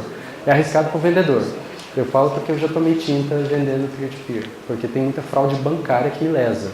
O cara me manda real, eu mando Bitcoin para ele. O Bitcoin chega para ele, mas o real depois reverte e eu fico... Eu danço, porque o sistema financeiro, o sistema bancário é extremamente frágil e inseguro. Então, tem infestado de hacker roubando as senhas das contas das pessoas e fazendo transação para comprar Bitcoin, porque ele sabe que o Bitcoin é quente, é firmeza na transação de Bitcoin. Então, a parte dele, da troca, fica firmeza. A minha parte, como vendedor peer-to-peer, se for comprar no Local Bitcoin, você vai ver, o pessoal vai te pedir identidade, vai te pedir selfie, vai te pedir coisa. Porque quem não te pedia, porque o cara está começando agora e ainda não foi vítima de um tipo de fraude dessa. Né? Então, para você que está comprando, é extremamente seguro comprar no peer-to-peer. Isso eu posso dizer. E sobre eu conseguir interagir diretamente com o Bitcoin, com a rede, seria isso o peer-to-peer? A forma mais fácil... As corretoras fazem peer-to-peer? Você está querendo fazer câmbio entre duas moedas, real e Bitcoin, é isso? Isso. Se você quer fazer isso, você tem Bitcoins e quer vender reais, ou você tem reais e quer comprar Bitcoins, de pessoas, de outras pessoas, uma forma mais rápida de você conseguir isso é numa plataforma como essa. Mais ou menos, eu quero vender capinha de celular na internet. Rapaz, vai para o Mercado Livre, porque lá é firmeza. Você cria lá um anúncio e daqui a pouco começa a pipocar. Você tem um preço bom. Local Bitcoins é a mesma coisa, é um mercado pessoa a pessoa. Né? Tem pessoas jurídicas lá também, mas são normalmente menores, são corretoras, imagina. Muito bom, isso aí. É muito bom. Então, boa noite, eu sou o Dago. Gostaria de dar duas perguntas bem breves. Eu vi que você, na sua palestra, você estava falando sobre o fato do Bitcoin valorizar, desvalorizar, e o fato dessa moeda ser uma, como se diz, uma moeda que vai substituir as outras. Eu queria, na sua visão, saber o que é assim, mais interessante hoje em fazer. Eu gostaria de aplicar e realmente aplicar vai ser a melhor opção, em vez de eu ter uma terceira moeda, entendeu? Essa seria uma pergunta. Aí a segunda pergunta é junto com aquela da China. Meu buffer é pequeno, eu vou esquecer. Só duas perguntas, é bem breve. A segunda aqui é aquela que você falou da China. Eu queria saber que depois que esse evento da China aconteceu, que acabou pela minha informação, 25% em queda da moeda, beleza. Aí vieram vários outros CEOs, diretores falando sobre essa moeda, que é uma farsa, que é muito complicado assim. Um CEO de um banco, o banco que foi resgatado pelo governo americano na crise de 2008. Exatamente. Então, assim, muitas pessoas veem como o lado negativo dessa moeda para fazer transações ilegais, do meu ponto de vista, entendeu? E não, sim, o fato positivo dessa moeda, até mesmo o fato de não ter fiscalização. Eu queria saber esses dois pontos de você. Eu respondo a segunda, se é primeiro, porque eu lembro. Beleza. Sobre investimento, cara, eu, pelo menos, não aconselho ninguém a colocar todo o seu patrimônio em apenas um investimento. Pode ser tanto Bitcoin, ouro, alguma ação, Zcash, o tesouro direto. Cara, não coloque tudo em uma coisa só. Sempre diversifique. Entende? Então, assim, vale a pena mais ainda conhecer a fundo o Bitcoin para você ter certeza no que você está investindo. Então, eu aconselho você a olhar mais em detalhes o Bitcoin, sabe, em profundidade, para você poder ficar mais seguro de estar investindo em algo bom de fato, entende? Então, é por isso que eu aconselho a investir, mas você só invista quando você conhece. Essa eu acho que é a melhor coisa. Sobre a primeira pergunta. Sobre a segunda... A segunda pergunta é sobre o fato da China ter banido operações ilegais e tudo mais, né? Assim, uma coisa importante do que você disse, que o Bitcoin veio para substituir todas as outras moedas, eu não tenho essa visão, não acho que é isso que vai acontecer. Eu acho que ele vai ganhar cada vez mais importância e claro que isso dilui um pouco a importância das outras moedas, mas elas vão continuar existindo por um longo tempo. Eu não sei te definir o que é longo. E sobre o uso de operações ilegais, né? Toda nova tecnologia, ela costuma ser usada primeiro por quem tem mais fricção naquilo que faz. Normalmente esses caras são os criminosos. Por isso que você vê em filme de Al Capone da vida, quem que tem os carros mais tecnológicos, com o motor mais rápido de todos? Os caras que assaltam banco. A polícia nem consegue seguir os caras. Eles têm a melhor tecnologia porque a fricção no ramo deles é maior. Então, quando sai um celular, se você assistir Narcos, você vai ver o Pablo Escobar com um celular de satélite. Quer dizer que o celular é uma tecnologia do mal e do crime? Não, quer dizer que criminosos são os primeiros normalmente a reconhecer que uma tecnologia é útil. E se tem criminosos, e eu acho que isso é uma franjinha do que acontece tanto com Bitcoin como Zcash, a imensa maioria dos usos é legítimo, a imensa maioria das pessoas são pessoas que estão querendo proteger-se de inflação, proteger-se de algum controle de capitais que vai erodir o patrimônio deles ou até confiscar mesmo, então querendo se proteger de algumas ameaças, né? A gente, quem tem o privilégio de morar em país que não tem esse tipo de problema, talvez não entenda isso, mas se você vive numa Venezuela, se você vive numa Grécia, se você vive numa Argentina, e até nós aqui no Brasil, estava com 11% no ano passado, né? Então, existe um uso vasto que é legítimo, vamos dizer assim. Não é voltado para o crime, não é para tráfico de drogas, não é para terrorismo. Aliás, eles não usam Bitcoin para terrorismo. Até porque seria uma péssima ideia fazer crime com Bitcoin, porque pelo fato dele ser relativamente rastreável, ele é fracamente pseudonômico, não é anônimo. Quem fala que Bitcoin é anônimo não conhece.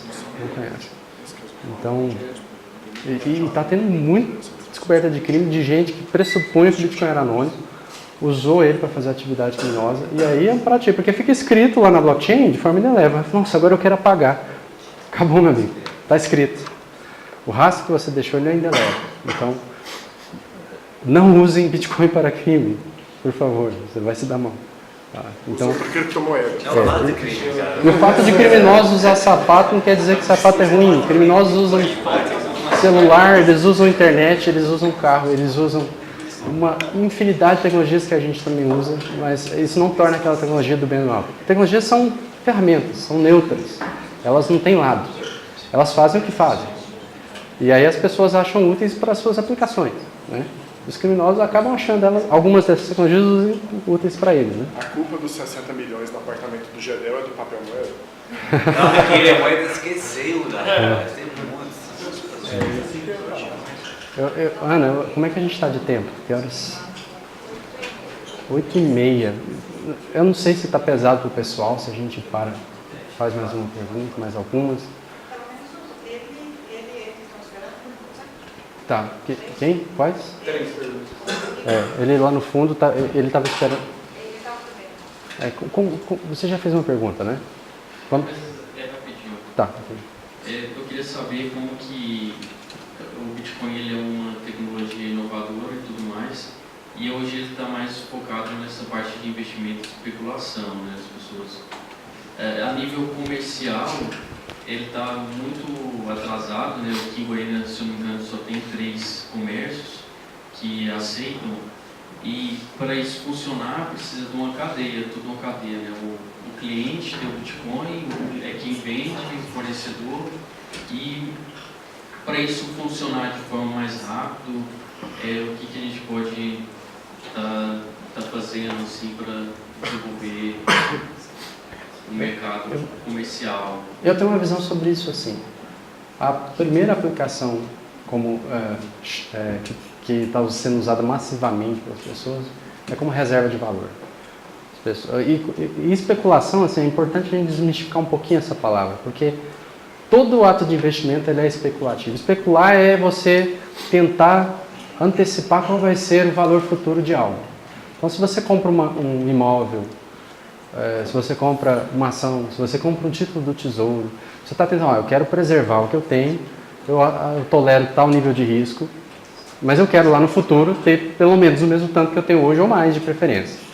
Então, mais ou menos isso é especulação. E a especulação ela tem uma função social importantíssima, porque um bom especulador é aquele que prevê que no futuro algo vai ser necessário. Vamos dizer, eu prevejo que vai ter um boom habitacional aqui numa região, então eu vou comprar lote aqui, porque eu vou ter lote para prover na época. Eu financio hoje o loteamento de uma região, e aí quando vem a demanda populacional, se você é um bom especulador e acerta, você provê para as pessoas que estão procurando aquele bem, e você tem um lucro com isso. E vale para qualquer outra coisa, pode especular com milho. Eu prevejo que o preço do milho vai aumentar, vai ter uma forte demanda por milho. Ou vai precisar de milho no futuro. Então eu vou comprar bastante milho hoje, que está barato, e vender caro lá na frente. É errado? Não, porque lá na frente, se você não fizesse isso, o pessoal ia precisar de milho e não ia ter. E o preço lá na frente ia ser muito mais caro. Porque se você é um bom especulador, acertou que a demanda vai aumentar nesse futuro, né? Então o especulador ele traz um pouco da demanda futura para o presente, aumenta um pouco o preço hoje, para poder amanhã ofertar mais barato do que seria, se ele acertar. Então, Bitcoin, quem especula com Bitcoin especula que amanhã a demanda por Bitcoin vai aumentar relativamente ao que tem hoje. Se você comprar Bitcoin, você acha que amanhã vai ter mais gente no mundo querendo comprar Bitcoin do que tem hoje, vamos dizer. Ou querendo reter, né? Se você tiver certo, você vai estar cumprindo a sua função social quando você vender seu Bitcoin. Vendi, tive lucro, mas eu dei Bitcoin para alguém que está hoje precisando, está querendo, por algum motivo que não me diz respeito, né? Então, eu divaguei a sua pergunta, eu perdi o foco dela. É nível comercial, por exemplo, hoje sim. as taxas deles são mais baratas, para quem é comerciante adotar ela.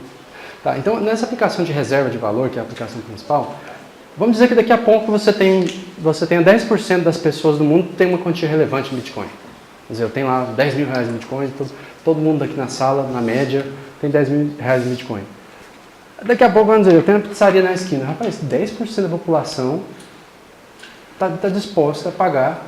Claro que não é do dia para a noite isso, mas assim, mais pessoas em gatilhos diferentes, uns com 5%, outros com 10% da população, vão começar a despertar. Rapaz, tem todo o mercado comprador que quer me dar esse negócio que vale, tem valor no mercado, em troca do que eu tenho para vender. Rapaz, eu quero maximizar a venda, eu quero ter mais cliente, eu quero vender mais pizza. Então, por que eu não vou aceitar Bitcoin? Quanto custa aceitar Bitcoin? Nada. Você baixa na carteira do celular um aplicativo de comerciante, tem um aplicativo específico para isso, de graça, né? E pronto, você está aceitando Bitcoin no seu estabelecimento. E por que eu não vou aceitar dar acesso a esse público comprador que tem essa moeda para me pagar? Então, os incentivos para você começar a aceitar Bitcoin vão aumentar à medida que tiver mais gente holder de Bitcoin. A gente usando como reserva de valor. Porque chega um momento que esses milionários de Bitcoin, o cara gastou $1.000 lá atrás, hoje ele tem $500 mil. Rapaz, a vida... Rapaz, eu estou vendo uma bicicleta, estou vendo um iPhone novo, vou comprar. Ele vai gastar. Quando ele começa a ter muito dinheiro em Bitcoin, ele vai começar a gastar. Isso já está acontecendo. Tem uma pressão de quem tem Bitcoin para gastar o Bitcoin diretamente. Por enquanto, isso é ínfimo relativamente à economia mundial. Mas vai chegar um ponto, se a gente continuar no ritmo que está, em que esse ínfimo não vai ser ínfimo mais. E aí, nesse ponto, o estabelecimento que não aceitar Bitcoin está perdendo dinheiro. E aí é nesse ponto que você começa a ter essa virada. É assim que eu vejo acontecer, né? Mas é muito difícil prever essas coisas, como é que as coisas vão acontecer, né? Desculpa. Eu queria só complementar a sua resposta, porque o Bitcoin tem um problema muito grande que são dois, né? Por que não se faz transações dessa forma? Toda transação, né? O comércio não aceita. Simplesmente o seguinte, no dia 20 agora foi implementado o Segwit. O Segwit conseguiu baixar um pouco o valor da transação, mas até um mês atrás, uma outra transação do Bitcoin está em R$15. Você imagina que você vai na pizzaria comprar uma pizza de R$30 e a transação é R$15. Senão vai sair por R$45. Não faz sentido. Você imagina uma lanchonete, cobra R$10, ela aceita Bitcoin. Aí você paga nele, mas a transação é R$15. Você sai por R$25. Agora barateou. Está em torno do, eu olhei na falsa, está em torno de R$5, 6, 0,004. E tende a baixar mais. E um outro problema é o tempo da transação. Se você finalizar uma transação de Bitcoin hoje, na rede tem gente que fala que tem em torno de 10 minutos, mas eu fiz a transação e demorou 1 hora. Então você imagina eu pagar um comércio, vou pagar o cara e ele espera 1 hora para ele confirmar a transação dele, entendeu? Assim, toda tecnologia ela tem os prós e os contras, né? O Bitcoin, como ele nasceu recentemente, em 2008, ele ainda está muito novo, ele ainda tem muita coisa que ele mesmo tem que melhorar, que, igual você falou, que são taxas muito grandes, entende? Existem outras criptomoedas, eu não sei se é o caso do Zcash. O Zcash, ele tem taxa... Tá bem barato, $2 centavos você passa na transação. O Zcash, ele é muito barato a transação dele. Então, os comerciantes eles podem usar o Zcash, né? E aí tem que dar algum serviço ali que faça essa troca, Zcash, Bitcoin, ou Zcash e real, ou só ficar com o Zcash mesmo. Então assim, hoje a gente está focando aqui no Bitcoin, mas existem mais de 800 criptomoedas. Então, o mercado ele é gigante. Cada criptomoeda, ela resolve um problema, digamos assim, né? Infelizmente, hoje, um problema do Bitcoin é esse. Quando você vai querer comprar uma coisa pequena, a taxa é praticamente o mesmo preço. Então, acaba que não vale a pena. Então, eu gosto de comparar o Bitcoin ao ouro. Você não vai comprar um café na padaria com ouro. Ninguém que eu acho que faz isso, né? Porque a ideia do ouro é você guardar muito valor, né? E você pode usar com uma coisa pequena, barata, você pode usar outras criptomoedas igual o Zcash, entendeu? Então, eu acredito que cada uma consegue resolver um problema. E aí você vai escolher qual é a que melhor te atende. Eu acho que vocês já falaram isso, mas como que troca Bitcoin por Zcash? Existem serviços de terceiros, mas são muito interessantes. Talvez o mais popular dele é o Shapeshift. .io, né? Você consegue trocar um grande número de moedas por qualquer outro grande número de criptomoedas. Ele trabalha só com criptomoedas, você não precisa se cadastrar, botar CPF, nada disso. Você chega lá e faz a troca, né? E é bem simples. Pode falar. Shapeshift. Queria falar um pouco sobre a bolha. Quando você considerou as bolhas que a gente teve, você explicou no gráfico, a questão delas eu queria saber se quais foram os motivos, se você tem algum argumento, e pessoalmente você, imagino que começou como investidor, ou minerando, não sei, mas por que você confia em colocar o seu dinheiro lá, entendeu? E, tipo, a credibilidade que você sente nisso e também o seu fator de risco. Quando você comparou ações, Então, com certeza, se tiver abaixo, não está vendendo. É quase uma opção, chega na iniciação, porque como a volatilidade é tão alta, a gente trabalha quase como uma opção, porque a gente trabalha com equação. Eles falam. Então, eu queria que você explicasse por que então o seu dinheiro está lá. E essa valorização, eu entendo o Bitcoin um pouco como um código, que é como se fosse um papel. Eu nem entendo ele tanto como se ele fosse uma moeda, como a gente considera. Ele é um papel que você tem as criptomoedas que absorvem o Bitcoin e hoje, então é a maneira que eu entendo. Então, por isso eu acho que é interessante. Eu penso no Bitcoin interessante por isso. Porque os caras criaram um negócio muito legal, onde você pode absorver aquele código e aquilo é um próprio papel. Aquele papel é difícil de ser totalmente centralizado para você trabalhar a moeda. Explica sobre isso.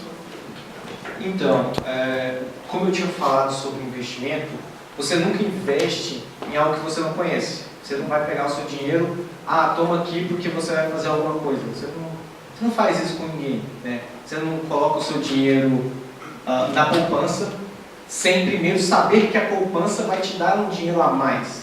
Entendeu? Você não vai dar simplesmente seu dinheiro para o banco e falou, não, pode ficar aí com o dinheiro. Não. Então, primeiro você tem que entender o que é o investimento, o que é a coisa, para depois você investir nela. Então, é a mesma coisa com o Bitcoin. Procure... É muito novo, então realmente qualquer argumento que você utilizar foi complicado. A poupança me respalda pelo Banco Central, o Banco Central é obrigado a me pagar, baseado... Sim. Então, o respaldo que você tem da poupança é que o governo vai inflacionar essa moeda acima dela.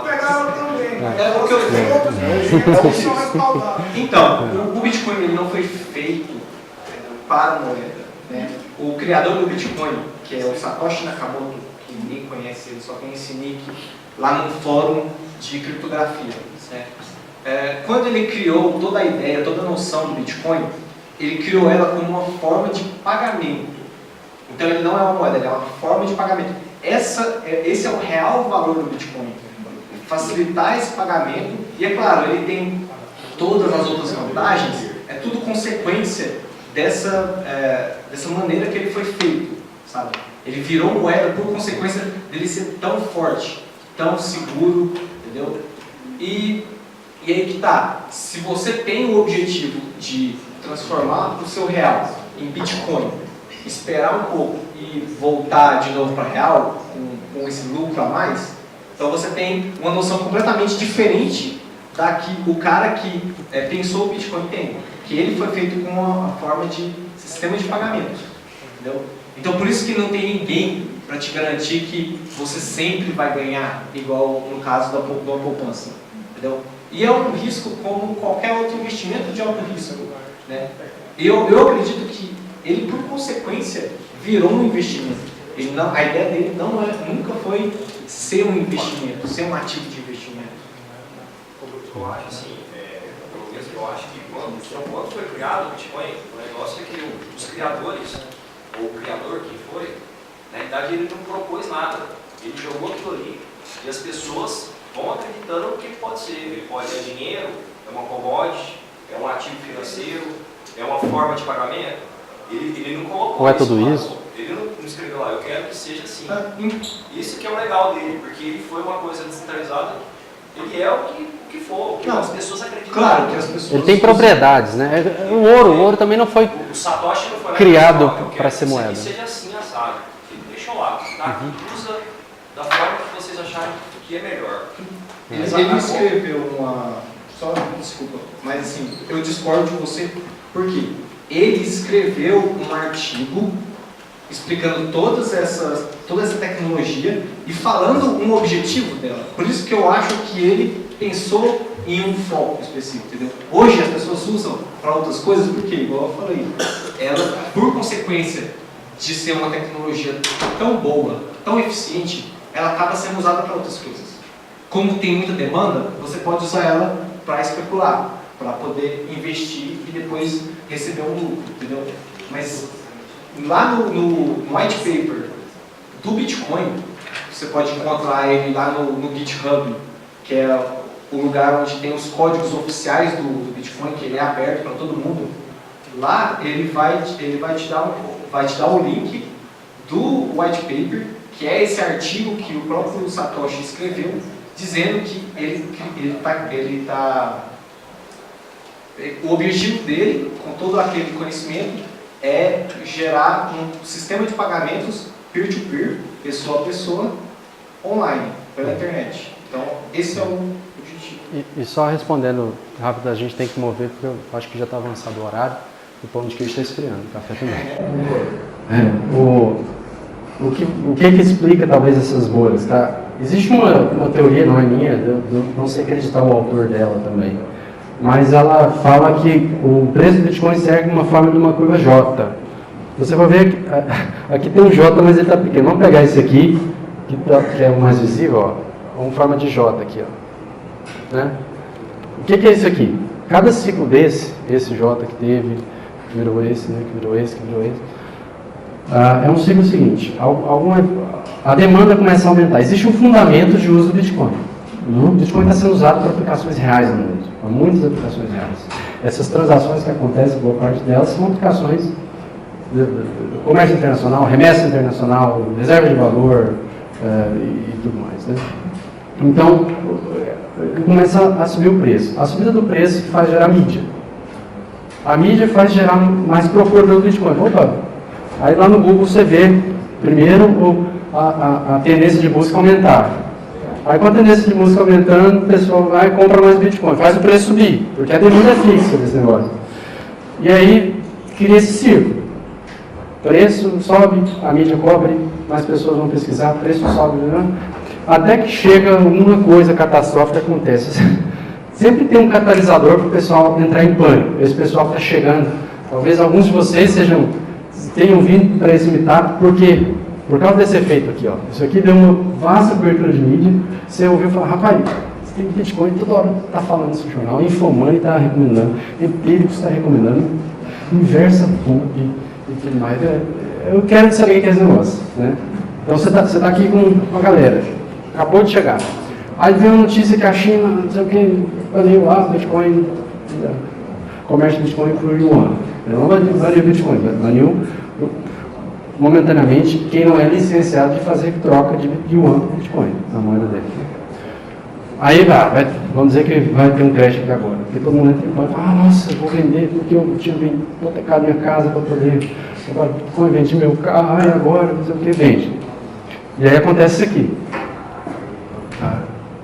Mas ele volta para o fundamento, só que o fundamento continua crescendo, porque nesse ciclo você traz nossos usuários reais que vão falar, opa, isso aqui resolve o meu problema. Isso aqui me permite fazer o que eu estava fazendo de uma forma muito melhor. E aí tem mais gente usando Bitcoin, ele volta com um preço maior. O fundo dessa coisa vem mais alto, vem mais alto. Aposto eu que vai vir mais alto, não tenho certeza de nada. Tá? Mas eu acho que se eu fosse tentar explicar esse tipo de padrão que se repete, acho que seria um pouco disso. Né? A oferta do negócio é limitada.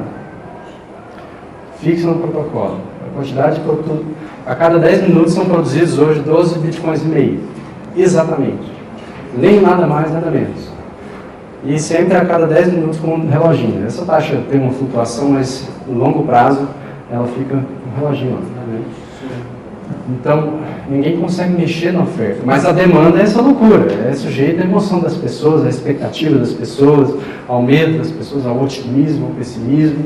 E aí, o resultado é isso aí que a gente vê. Isso aqui é um fenômeno mercadológico, um fenômeno humano, não é um fenômeno tecnológico. Né? Não sei se eu complementei a resposta da pergunta. Por que você sugere ou começou, você pessoal, cliente com a moeda e sobre essas outras moedas, a segurança delas ou a diferença da segurança delas para a segurança do Bitcoin? De maneira simples, assim, eu tenho bitcoins, uma quantidade muito pequena. Quando descobri Bitcoin, eu estava com muita dificuldade financeira, então não pude comprar, e hoje está muito caro. Mas assim, eu tenho uma quantidade que para mim mais do que eu tenho no banco, por exemplo. Né? Eu tenho porque eu acredito que as pessoas preferem a liberdade. Então as pessoas preferem não serem controlados, não estarem sob o controle ou à mercê da vontade de terceiros no que tange a sua vida pessoal, especialmente os frutos do seu penoso trabalho. Então, se isso for verdade, se as pessoas preferem ser livres, elas vão preferir o Bitcoin, ou o Zcash, ou a próxima inovação que vier aí. Esse sistema que hoje existe, em que existe uma entidade capaz que tem licença para criar moeda, para falsificar moeda, vamos dizer assim. Ou seja, tem alguém que tem impressora de dinheiro e ele pode imprimir e nós não. Esse é um sistema injusto quando você participa de uma economia baseada em dinheiro, porque quando eu imprimo dinheiro aqui, o seu dinheiro passa a valer menos, imediatamente. Tem um tempo de propagação dessa onda, né? Mas é uma forma de eu subtrair riqueza de todos vocês nessa sala se eu começar a imprimir dinheiro aqui. Então, pessoalmente, o comentário do Bitcoin é essa propriedade de eu não estar sujeito à vontade política de Aécios Neves, de Lulas e Bolsonaros e coisas. Né? Então, eu tenho um acordo escrito num protocolo que a comunidade, nós os usuários do Bitcoin, não tem centro, nós concordamos nessas regras e ninguém pode fazer a gente mudar de ideia. Né? E não é uma canetada de alguém numa cidade lá planejada que vai mudar a política monetária do Bitcoin. E é isso que me atrai nele, né? Pessoalmente. Né? João, recentemente eu vi uma notícia que apontava a carteira com a maior quantidade de Bitcoin. Quem divulga essa informação? Quem tem essa informação? O blockchain está disponível para quem quiser baixar na internet. Ele tem mais ou menos 140 gigabytes de dados. E lá tem um registro de toda a transação que já aconteceu na história, desde a primeira ali que o Satoshi Nakamoto fez. Então, essas transações elas ficam escritas nesse livro Razão, cujas cópias estão espalhadas em milhares, dezenas de milhares de computadores na internet. Né? Eu mesmo rodo um nó cheio, né, que tem essa cópia de todas as transações. E elas dizem, o endereço XPTO tem tanto lá de saldo não gasto. O endereço XPTO tem 2 saídas não gastas de soma tanto. Então qualquer um pode ir ver, tal endereço tem tantos bitcoins. Agora, o que ninguém sabe, ou o que não se sabe de antemão, é de quem é aquele endereço. Tem um endereço aqui que tem 10 mil bitcoins. De quem é? Será que? Pela época que foi aqui, foi no começo, só tinha o Satoshi, o Ralphinho minerando, nos notebooks dele na época e tal, então deve ser de um dos dois. Beleza, está fazendo um chute. Porque o Bitcoin é pseudonômico. Mas quem é o pseudônimo, você não sabe. Então, essa informação é pública. Diferente do Zcash, que quando você olha para o blockchain do Zcash, você vê lá, existe uma transação. O minerador sabe provar que essa transação é válida, que ela não cria novos Zcashs, que ela não gasta um Zcash que já foi gasto antes. Mas ele não faz ideia do endereço de origem, ele não faz ideia do endereço de destino, muito menos da quantidade que está sendo transacionada. Ele só fala assim, há uma transação, e ela é válida.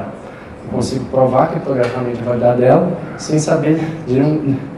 Então, o Zcash tem uma propriedade, ele resolve essa deficiência de privacidade do Bitcoin, e o Bitcoin provavelmente também vai resolver de uma forma ou de outra também. Existem várias coisas acontecendo muito interessantes que vão resolver essa questão da privacidade. Eu acho, o pessoal está bem avançado. Nós estamos... Tem alguém... Quem já comprou alguma fração que seja de Bitcoin?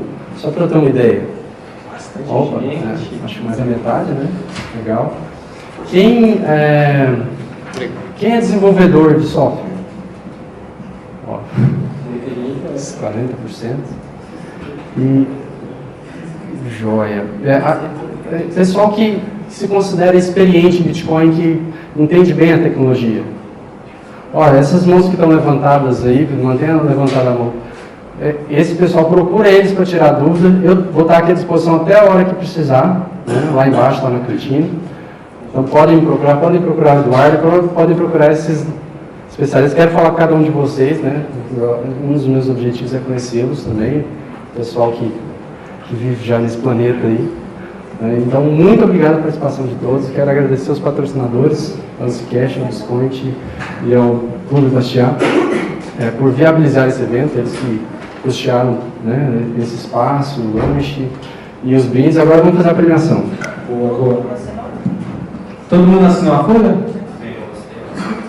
Para participar do evento tem que assinar o nome, que aí a gente vai usar essa folha como forma de sorteio. A gente vai estar sorteando uma camisa do Zcash e uma paper wallet, que é uma carteira de Bitcoin escrita no papel, ou seja, tem a chave pública e a chave privada escrita no papel, e quando você usa ela em algum aplicativo, em algum sistema que acessa a rede do Bitcoin, por exemplo, um aplicativo, uma carteira, você pode pegar os Bitcoins que estão nessa carteira e fazer o que quiser. E nela tem 0,08, se não me engano, que dá mais ou menos hoje uns R$100, 120.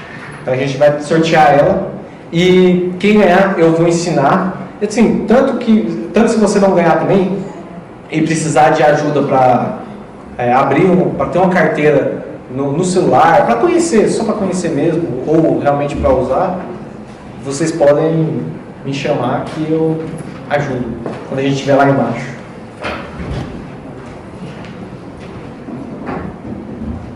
Deixa eu ver se...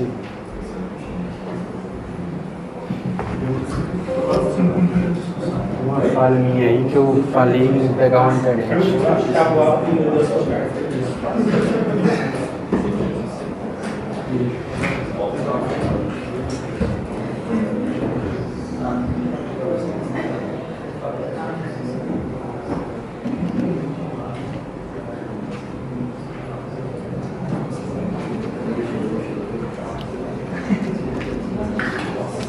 Tá, quantos participantes tem? Desculpa. Uma vez ali. Sim, a moça mostrou. Ela já está colocando lá. Tá, obrigado. Quantos participantes tem, Ana? Ana, quantos participantes tem? 44. Ó, vocês estão vendo aí, né? Confia no Google, né? Vou gerar um número aleatório entre 1 e 44.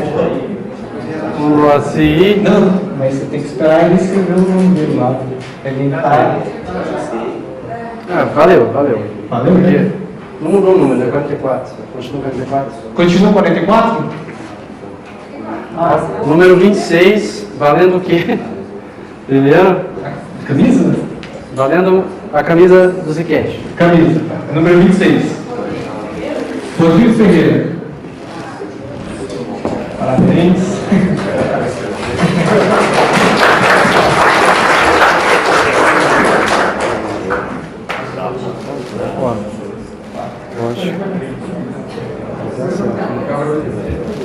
Esse mesmo negócio permitido. Eu quero.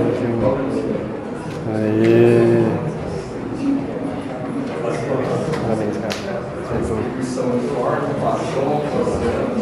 Não, eu vou tirar uma selfie, porque o pessoal sabe, a primeira vez que eu dou uma palestra, eu ajudo, né? Estou ajudando de ontem. Estão valendo agora R$100 aproximadamente.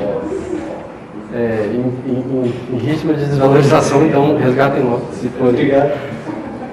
Em bitcoins, nessa paper wallet que o Eduardo pode auxiliá-los a resgatar, transferir para o seu celular, se você quiser. Vamos lá, se... 13. Júlio César. Aê, parabéns. Vou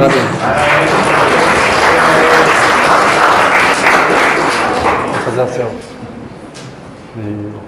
Nossa, vou mostrar a carteira. Não, a chave pública você pode mostrar uma boa. O que é receber, né? Se for mais. Só se for mais, você está confiando em mim, porque eu que gerei ela, eu vi a chave privada.